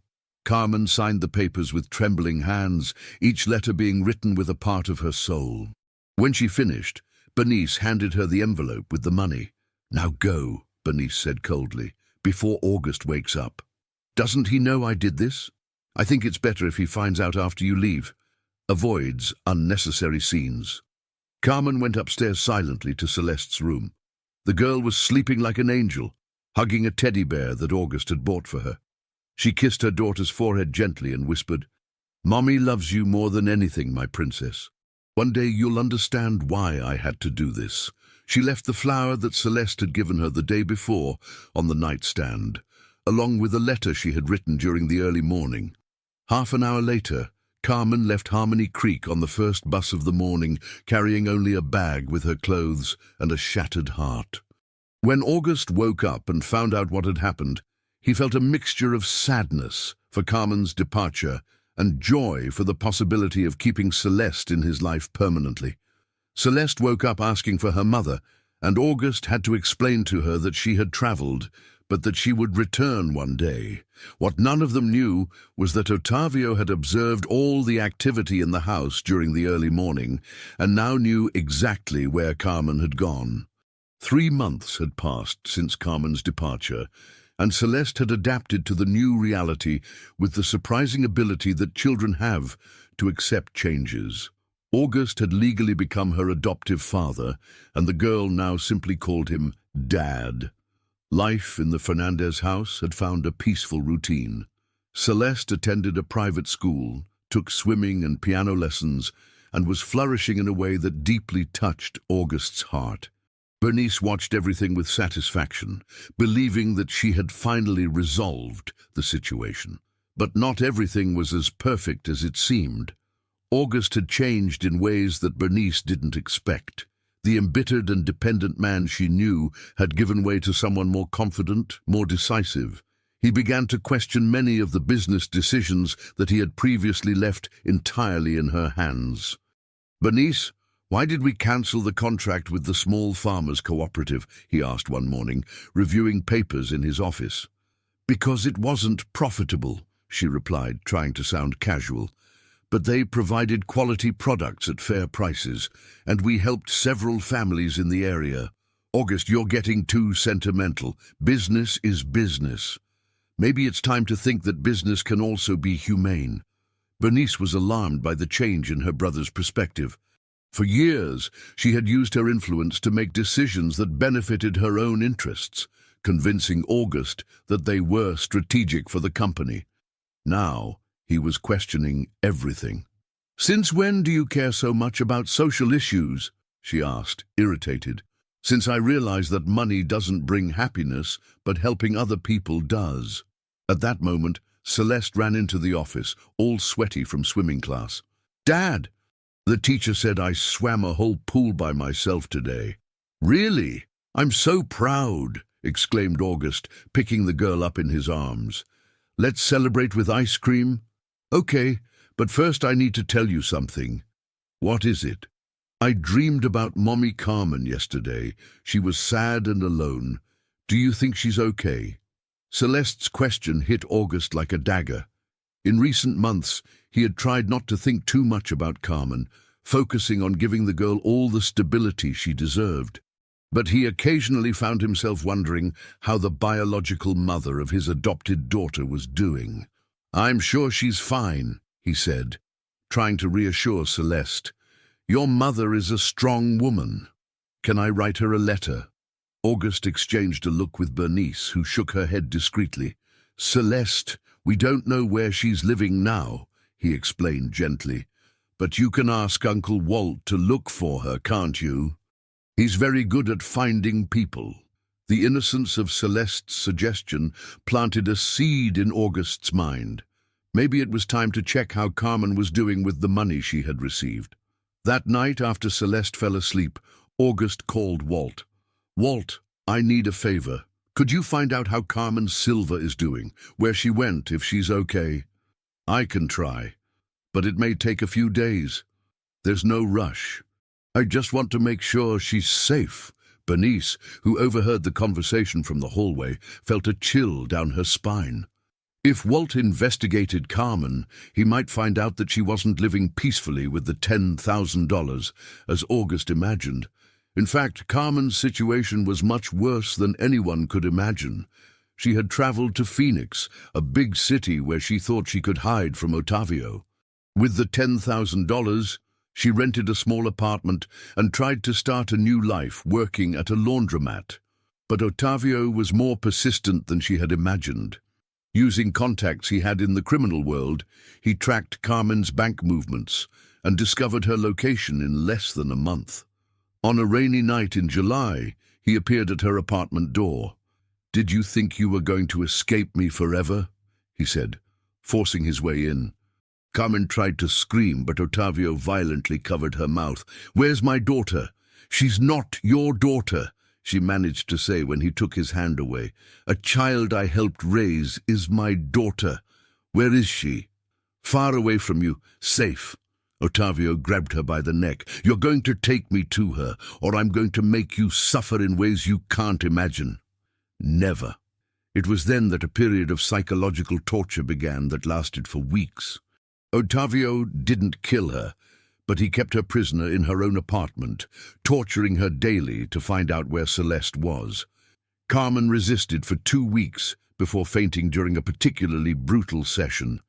When she woke up in the hospital, she told the nurse that a man was holding her in private prison. The police went to the apartment, but Ottavio had disappeared. Carmen was hospitalized for 5 days, and when she was discharged, she discovered that he had stolen all the remaining money, leaving her with nothing. It was then that she made a desperate decision. She would return to Harmony Creek, not to recover Celeste. She knew that the girl was better off with August, but to warn about the danger that Ottavio represented. Because during the torture, she had ended up revealing that Celeste was with a rich man in Harmony Creek. Ottavio had enough information to find the girl.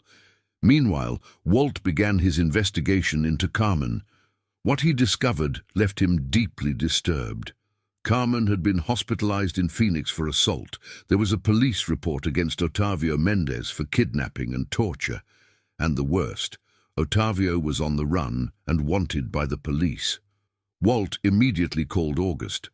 "I need to see you urgently. It's about Carmen." "Is she okay?" "She's alive, but the situation is much more serious than we imagined." An hour later, August and Bernice were in Walt's office, listening to the full story of Carmen's situation. "Ottavio tortured her for weeks to find out where Celeste was," Walt explained, "and he got enough information to come after the girl." August paled. "Are you saying he might show up here?" "I'm saying he's probably already on his way." Bernice felt the world spinning. Her manipulation to keep Carmen away had created a situation far more dangerous than anything that could have happened if she had stayed. "What do we do?" asked August. "First thing, we increase the security of the house. Second, we contact the Phoenix police to find out more about the investigation. Third, we prepare Celeste for the possibility of having to leave town temporarily." "Leave town?" "If Ottavio gets here and finds out where you live, he may try to kidnap Celeste to force Carmen to come back to him." August felt a rage that he hadn't experienced in years. The idea of someone threatening Celeste awakened in him a fierce protective instinct. "No one is touching my daughter," he said with a determination that made Walt and Bernice shiver. "August, you need to be rational," said Bernice. "Maybe it's better to hand the girl over to the authorities until this is resolved." "Hand over Celeste? Have you gone crazy? She's my daughter now." "But if she stays here, she'll be in danger." "Then I'm not going to leave her here alone. I'm going to protect her." That night, August installed alarms and hired security guards to watch the house 24 hours a day. But he didn't tell Celeste about the danger. He didn't want to scare her unnecessarily. What he didn't know was that at that very moment, 300 miles away, Carmen was at a bus station taking a bus to Harmony Creek, racing against time to warn about the threat that was approaching. And just 60 miles away from her, Ottavio was driving a stolen motorcycle in the same direction, determined to recover what he considered his family, and his wounded pride. The storm that was approaching Harmony Creek would be more devastating than anyone could imagine. Carmen arrived in Harmony Creek in the early morning of a Tuesday, after traveling for 18 hours in crowded buses. Her body still ached from the assaults she had suffered, and she could barely walk straight, but the urgency to warn about Ottavio was greater than any physical pain. She went directly to the Fernandez house, but when she arrived there, she found armed security guards watching the gate. Her approach triggered the alarms, and in seconds there were 3 men pointing flashlights at her. "Stop there! Identify yourself!" shouted one of the guards. "I'm Carmen Silva, Celeste's mother. I need to talk to August Fernandez urgently." The guards looked at each other, clearly receiving orders by radio. After a few minutes, one of them approached. "Mr. Fernandez will come down to talk to you." August appeared on the porch in a bathrobe, accompanied by Bernice. Seeing Carmen's deplorable state, thin, hurt, with dirty clothes, he immediately opened the gate. "My God, Carmen, what happened to you?" "Otavio found me," she said, beginning to cry. "He tortured me for weeks to find out where Celeste is. I resisted as much as I could, but what? I told him she was with a rich man in Harmony Creek. He must be coming here." August felt his blood run cold. "When did this happen?" "3 days ago. I fled the hospital as soon as I was discharged. I came to warn you." Bernice watched the scene with a mixture of guilt and fear. Her manipulation had led to that extreme situation, and now everyone was in danger because of her actions. "Carmen, you need medical attention," August said, noticing the bruises on her face. "It doesn't matter. What matters is Celeste. Where is she?" "Sleeping. She doesn't know anything about this. Otavio is capable of anything when he's angry. He may try to kidnap her to force me to come back." August helped Carmen into the house and sat her down in the living room. Bernice prepared tea, trying to process how the situation had gotten completely out of control. "Carmen, why didn't you go to the police in Phoenix?" asked August. "I did. They opened an investigation, but Otavio fled before being arrested. He knows dangerous people. He knows how to disappear and appear wherever he wants." "And you think he's already here?" "I'm sure of it. He's going to look first for the richest man in town. It shouldn't be hard to find out who it is." August realized that she was right. In Harmony Creek, everyone knew who August Fernandez was. If Otavio asked a few right questions, he would quickly find out where he lived. "I'm going to call Walt," he said, picking up the phone. Walt answered on the first ring, as if he were expecting the call. "August, Carmen showed up there." "How did you know?" "Because I'm tracking bus tickets from Phoenix to here. She traveled last night." "And Otavio?" "I'm still checking, but I have bad news. He stole a motorcycle yesterday morning in Phoenix. If he comes straight, he can arrive at any moment." August looked at Carmen, who had fainted from exhaustion on the sofa. Bernice covered her with a blanket, finally showing some genuine compassion. "Walt, what do you think we should do?" "Leave town. Today. Take Celeste somewhere safe until the police arrest Otavio. And leave everything behind." "August, we're talking about your daughter's life. Properties can be replaced. Celeste can't." August knew that Walt was right, but the idea of running away like a criminal revolted him. On the other hand, he couldn't risk Celeste's safety. "Okay, we're getting out of here." He went upstairs to wake Celeste and pack some clothes. The girl woke up confused, not understanding why they needed to travel in the middle of the night. "Dad, where are we going?" "We're going on a special trip, Princess. We're going to see the beach." "Now? In the middle of the night?" "Sometimes the best adventures start in the middle of the night." Celeste accepted the explanation with the absolute trust that children have in their parents. While she was getting dressed, August quickly packed some clothes and important documents. When they came downstairs, they found Carmen awake, drinking tea and talking quietly with Bernice. "Carmen is coming with us," August said. "I can't leave her here alone." Bernice was surprised by her brother's decision, but didn't protest. After seeing Carmen's physical condition, even she had realized the gravity of the situation. "Did Uncle August prepare the car?" asked Celeste, seeing the guards putting suitcases in the trunk. It was then that she saw Carmen sitting on the sofa.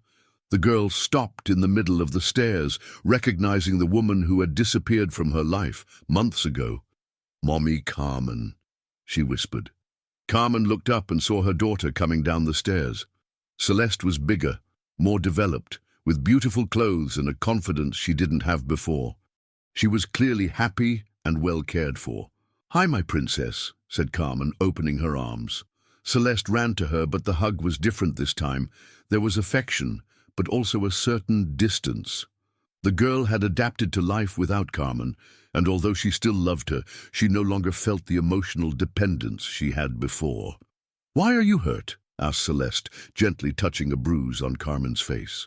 "Mommy got into a mess, but it's over now." "Are you going to travel with us?" Carmen looked at August, who nodded. "I am." "That's great. We're going to be a big family."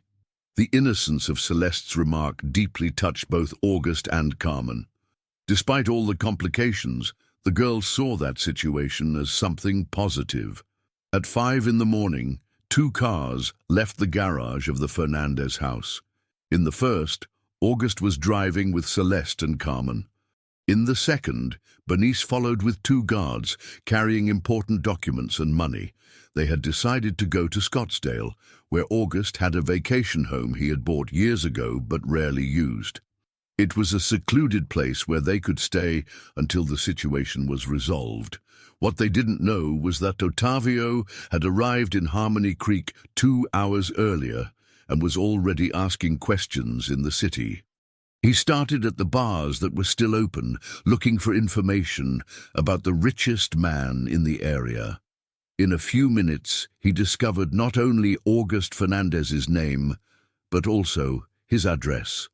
When he arrived at the Fernandez house at 6 in the morning, he found only the security guards who had stayed behind. Otavio watched the movement from afar, realizing that he had missed his prey by a little. But he wasn't the kind of man who gave up easily. He returned to the city center and began to investigate where August Fernandez might have gone. He knew that rich men had properties in various places. It was at a gas station at the entrance to the town that he got the information he was looking for. The attendant remembered August's car filling up at dawn, loaded with luggage. He asked about the road to the coast, the guy said. He said he was going Toto, Arizona. Otavio smiled coldly. Arizona was a big state, but he had time and determination. He would start in Scottsdale and keep looking until he found his prey. Meanwhile, on the road, Celeste slept in the back seat between August and Carmen. The girl had placed a hand on each of their arms, as if she wanted to keep them both close. "She's grown so much," Carmen said softly. "In every way," agreed August. "She's more confident, more talkative, and very smart. Thank you." "For what?" "For taking care of her when I couldn't."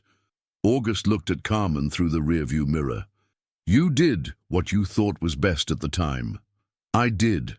But now I see that she's better off with you than she would be with me."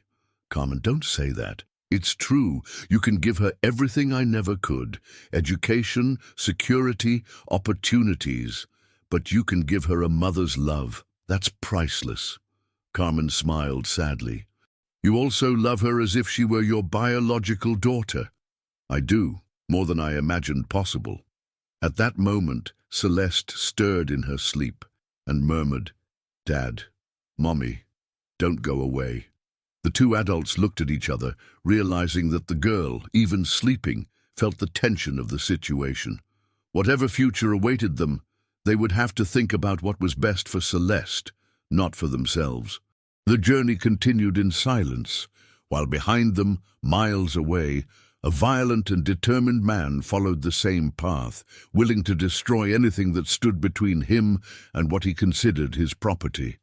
August's vacation home was in a secluded area of Scottsdale, surrounded by native vegetation and with a privileged view of the mountains. It was a perfect refuge for those who wanted to go unnoticed, but also a vulnerable location for those who were found by enemies. For the next 3 days, they tried to maintain a normal routine for Celeste. The girl played in the sand, built castles, collected shells. Apparently, she was loving those unexpected vacations with both parents. Carmen slowly recovered from her physical injuries, but the emotional scars of torture were still visible. She startled at any unexpected noise and had nightmares every night. August divided his time between taking care of Celeste and trying to reassure Carmen. He realized that the woman was struggling against a deep depression, caused not only by recent traumas, but by the guilt of having put her daughter in danger. "Carmen, you can't blame yourself for what happened," he said one afternoon, while watching Celeste play on the beach. "Of course I can. If I hadn't gone back to Harmony Creek that day, none of this would have happened. If you hadn't gone back, Otavio would still be looking. And maybe he would have found Celeste anyway, or maybe he would have given up. Men like Otavio don't give up. They become more dangerous with time." Bernice, who had remained strangely quiet throughout the escape, finally found the courage to approach August when Carmen went to lie down earlier. "August, I need to tell you something," she said, gathering courage she didn't know she possessed. "What is it?" "About Carmen signing the adoption papers. I pressured her to do it." August stopped reading the book he was holding. "What do you mean?" "I offered her money to sign the relinquishment of Celeste's custody. I said things, cruel things, to convince her that it would be better for the girl." August closed the book slowly, processing his sister's confession. "Why would you do that?" "Because I was afraid of losing you. After Isadora died, you became so dependent on me. It was pure selfishness. Bernice, you manipulated a desperate mother to satisfy your own fears." "Yes, and now I see how terrible it was. Carmen didn't abandon Celeste for money.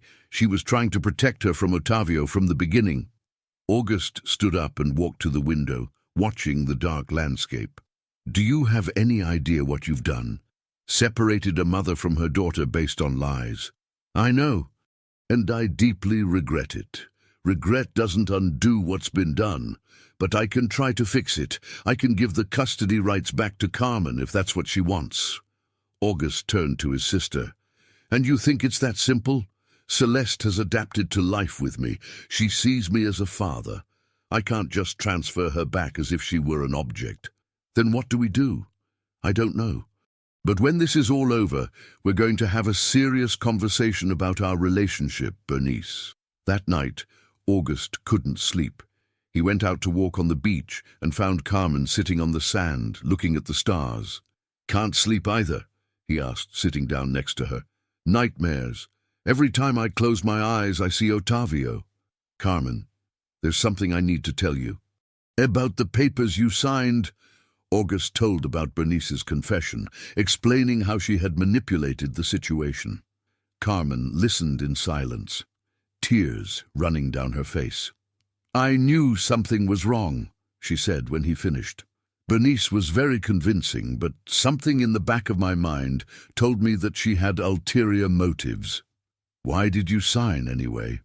"Because, manipulation or not, what she said was true. I didn't have how to offer Celeste what you could. And after what Otavio did, well, now that's even more true.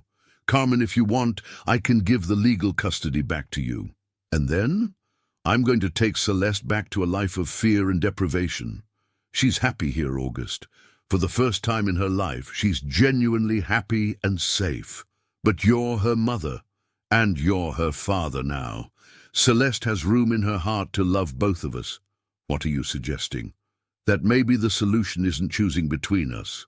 Maybe it's finding a way for all of us to stay in her life." August considered the idea. "Like an unconventional family?" "Exactly. I don't need legal custody to be her mother, and you don't need to exclude me to be her father." It was a revolutionary idea for both of them, but it made sense. Celeste clearly loved both, and forcing her to choose would be traumatic. "We'd have to resolve the issue of Otavio first," August said. "Yes, and then, well, then we'd see how to make it work." The next morning, Walt called with news that changed everything. "August, the Phoenix police arrested Otavio 2 hours ago." "Really? How?" "He was caught trying to rob a convenience store in Flagstaff. Apparently he ran out of money during the trip and tried to get more the way he knew how. Only this time he chose the wrong establishment. It belonged to a police officer's brother." "Did he say anything about Celeste?" "He denied everything. But they found notes on his motorcycle with your address in Harmony Creek and information about the vacation home. He was really coming after you. August felt an immense relief take over his body. How long will he be in jail? With the charges of kidnapping, torture, robbery, and illegal possession of a weapon, probably about 15 years. And Carmen can sue him for moral and physical damages. When August told the news to Carmen and Celeste, the reactions were completely different. Carmen cried with relief, finally feeling safe after years. Celeste, who still didn't fully understand the situation, was just happy to see the adults smiling. "Does that mean we can go home?" asked the girl. "Yes, Princess, we can go home," replied August. "And Mommy Carmen is coming with us?" August and Carmen looked at each other, knowing that the time had come to make definitive decisions about the future. "Celeste," said Carmen, kneeling down to her daughter's height, "Mommy needs to sort out some things in her life first, but I'll always be around, okay? Do you promise you won't go away again?" "I promise that this time it's different." Bernice, who was watching the conversation from a distance, approached hesitantly. "Carmen, can I talk to you in private?" The two women walked to the porch, where Bernice did something that surprised everyone, offered a sincere apology. "Carmen, what I did was unforgivable. I manipulated you in your most vulnerable moment. I separated you from your daughter for selfish reasons. I can't undo that, but I can try to make up for it." "How?" "I can offer you a job in the administration of August's farms, with fair salary, your own house, and most importantly, close to Celeste." Carmen was surprised by the offer. "Why would you do that?" "Because I saw how much Celeste needs you, and I saw how much August has become a better person taking care of her. The three of you form a family, even if it's not conventional." "And you? What would be your role in all of this? What it should have always been, the aunt who supports and protects, not who manipulates and controls." That afternoon, while packing their bags to return to Harmony Creek, August, Carmen and Celeste had a conversation that would define the rest of their lives. "Celeste," said August, "would you like Mommy Carmen to live close to us?" "I'd love to. That way I can have two parents taking care of me. And would you be happy if I kept being your dad, even with Mommy Carmen around?" "Of course. I love you both." The simplicity of Celeste's answer showed the adults that they were complicating something that could be simple. Love didn't need to be exclusive. Family didn't need to follow traditional models. "Then it's settled," said Carmen. "We're going to be a big, happy family." As the car drove back on the road towards Harmony Creek, Celeste slept between her two parents, finally safe and surrounded by all the love that a child could want. But the real test of whether that unconventional family could work was still to come. 2 years later, life in Harmony Creek had found a balance that no one could have foreseen. The Fernandez house had been renovated to accommodate the new family dynamics. Carmen lived in a smaller house built on the same land, just a few yards from the main house, allowing Celeste to move freely between the two homes. The girl, now 6 years old, flourished in an extraordinary way. She attended a private school where she was one of the brightest students, spoke 3 languages, Spanish, French, and English, that August had insisted on teaching, and most importantly, radiated a confidence and joy that infected everyone around her. Carmen had become the administrator of August's farms, revealing a natural talent for organization and relationship with the employees. More importantly, she had regained the self-esteem and dignity that she thought she had lost forever. Bernice, in turn, had undergone a transformation that surprised even her. After confronting her own demons and asking for sincere forgiveness from everyone she had harmed, she discovered a version of herself that she didn't know.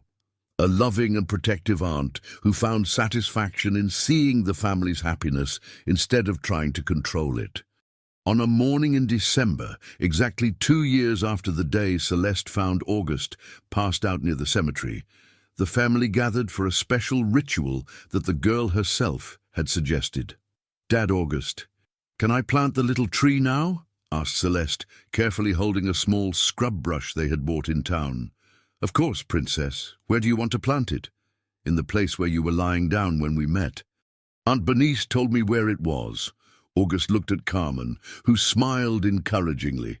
Celeste's idea of planting a tree in the place where their lives first crossed had deeply touched everyone. They walked together to the land near the town cemetery. The place was different now. August had bought the land and transformed it into a small park with benches and gardens, a gift to the community of Harmony Creek. "Here?" asked Celeste, pointing to a flower bed prepared right in the center of the park. "Right here," confirmed August, kneeling down to help her. While Celeste carefully planted the little tree with the help of August and under the emotional gaze of Carmen and Bernice, she began to speak with the seriousness that she sometimes demonstrated. "Scrub brush, you're going to grow strong and beautiful. And when I grow up too, I'm going to bring my children to play in your shade." "Your children?" laughed August. "You're already thinking about having children." "Of course! I'm going to have at least 3, and I'm going to take very good care of them, like you take care of me." "And what are you going to call them?" asked Carmen, amused. "The first one is going to be called August, like Dad. The second one is going to be called Carmen, like Mommy. And the third one is going to be called Bernice, like Auntie." Celeste's spontaneous answer made the 3 adults deeply emotional. In her innocence, the girl had found the simplest way to demonstrate the love she felt for all of them. "And if you have more children," asked Bernice, fighting back tears, "then I'm going to have to invent new names, or use the names of the grandparents I didn't know." After planting the tree, they sat down on the benches in the park. It was a hot day in December, similar to the one when it all started, but now there was hope and love, where before there was only pain and abandonment. "Celeste," said August, "do you remember what your life was like before we met?" The girl was thoughtful for a few moments. "I remember a little. I was very hungry and very thirsty, and I felt scared most of the time." "And now? How do you feel?" "Now I feel safe and loved and happy most of the time." "Most of the time? When don't you feel happy?" asked Carmen, worried. "When you fight because of me," replied Celeste with brutal honesty. "Sometimes I hear you talking about who should make which decision about me. That makes me sad." The 3 adults looked at each other, realizing that even with all the love and care, they still needed to improve communication between them. "You're right, Princess," admitted August. "Sometimes we forget that the most important thing is for you to be happy, not who's making the decisions." "Can I make a suggestion?" said Celeste. "Sure. How about when you need to decide something about me, ask me what I want first?" The simple wisdom of the 6-year-old child left the adults speechless. For 2 years, they had tried to make the best decisions for Celeste, but they rarely asked what she herself wanted. "That's an excellent idea," said Bernice. "And since we're hearing your opinion, what do you want most for the future?" Celeste didn't hesitate. "I want you 3 to keep being my family forever. And I want you to stop worrying so much about whether you're doing everything right. You already do everything right just by loving me." At that moment, Walt appeared in the park, walking towards them. In the past 2 years, he had become almost a member of the family, attending Sunday dinners and helping with legal issues when necessary. "Sorry to interrupt," he said, "but I brought news that you need to know." "What happened?" asked August, immediately alert. "Ottavio died in prison. Fight between inmates. Happened yesterday." The silence that followed was heavy. Carmen closed her eyes, processing the information. For 2 years, she had lived in fear that he would one day get out of prison and come back to haunt them. Now that threat had disappeared forever. "How do you feel?" asked August, holding Carmen's hand. "Relieved," she admitted, "and a little guilty for feeling relieved." "Don't feel guilty," Bernice said softly. "He made choices that led to this end. You're not responsible for that." Celeste, who had overheard the conversation, approached Carmen and hugged her waist. "Mommy, now you can stop being afraid forever?" "Yes, my princess. Now I can stop being afraid forever." As they walked back home, August reflected on the past 2 years. He had gained not only a daughter, but a complete family. His businesses were thriving more than ever, not because he worked harder, but because he had clearer motivations and a more humane perspective. Carmen had transformed from a broken and desperate woman into a competent professional and fulfilled mother. She would never have to run again, never have to choose between her safety and the love for her daughter. Bernice had discovered that controlling people didn't bring happiness, but that contributing to their happiness did. She now used her intelligence and determination to protect the family, not to manipulate it. And Celeste, the girl who had started the story picking food from the trash and sleeping in doorways, now grew up surrounded by love, opportunities, and most importantly, by the certainty that she was loved and valued. That night, during dinner, Celeste made an announcement that surprised everyone. "Tomorrow at school, I'm going to give a presentation about my family. Can I tell our true story?" "Our true story?" asked August. "Yes, about how I was lost and you found me. And about how sometimes families are formed in different ways, but the love is always the same." "Are you sure you want to tell that?" asked Carmen, worried about possible judgments. "I am. Our story is beautiful. It shows that even when bad things happen, they can lead to very good things."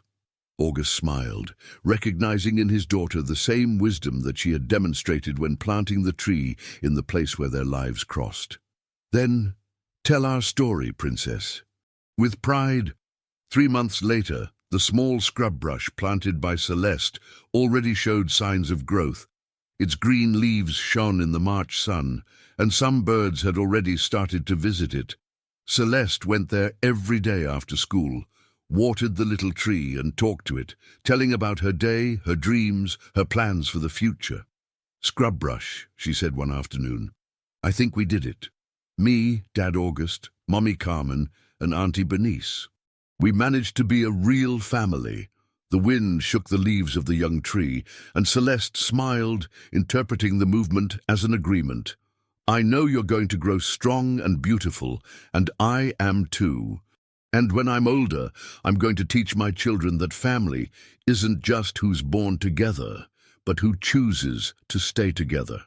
As the sun set over Harmony Creek, painting the sky orange and pink, a 6-year-old girl watered a tree that symbolized renewal, hope, and the human capacity to transform pain into love. And at that moment, everyone knew that they had found something much more valuable than gold or properties. They had found each other and built together a family that no adversity could destroy. The story that began with tears and abandonment ended with laughter and promises of a future where love would always conquer fear, and where a little girl had taught 3 adults the true meaning of the word family.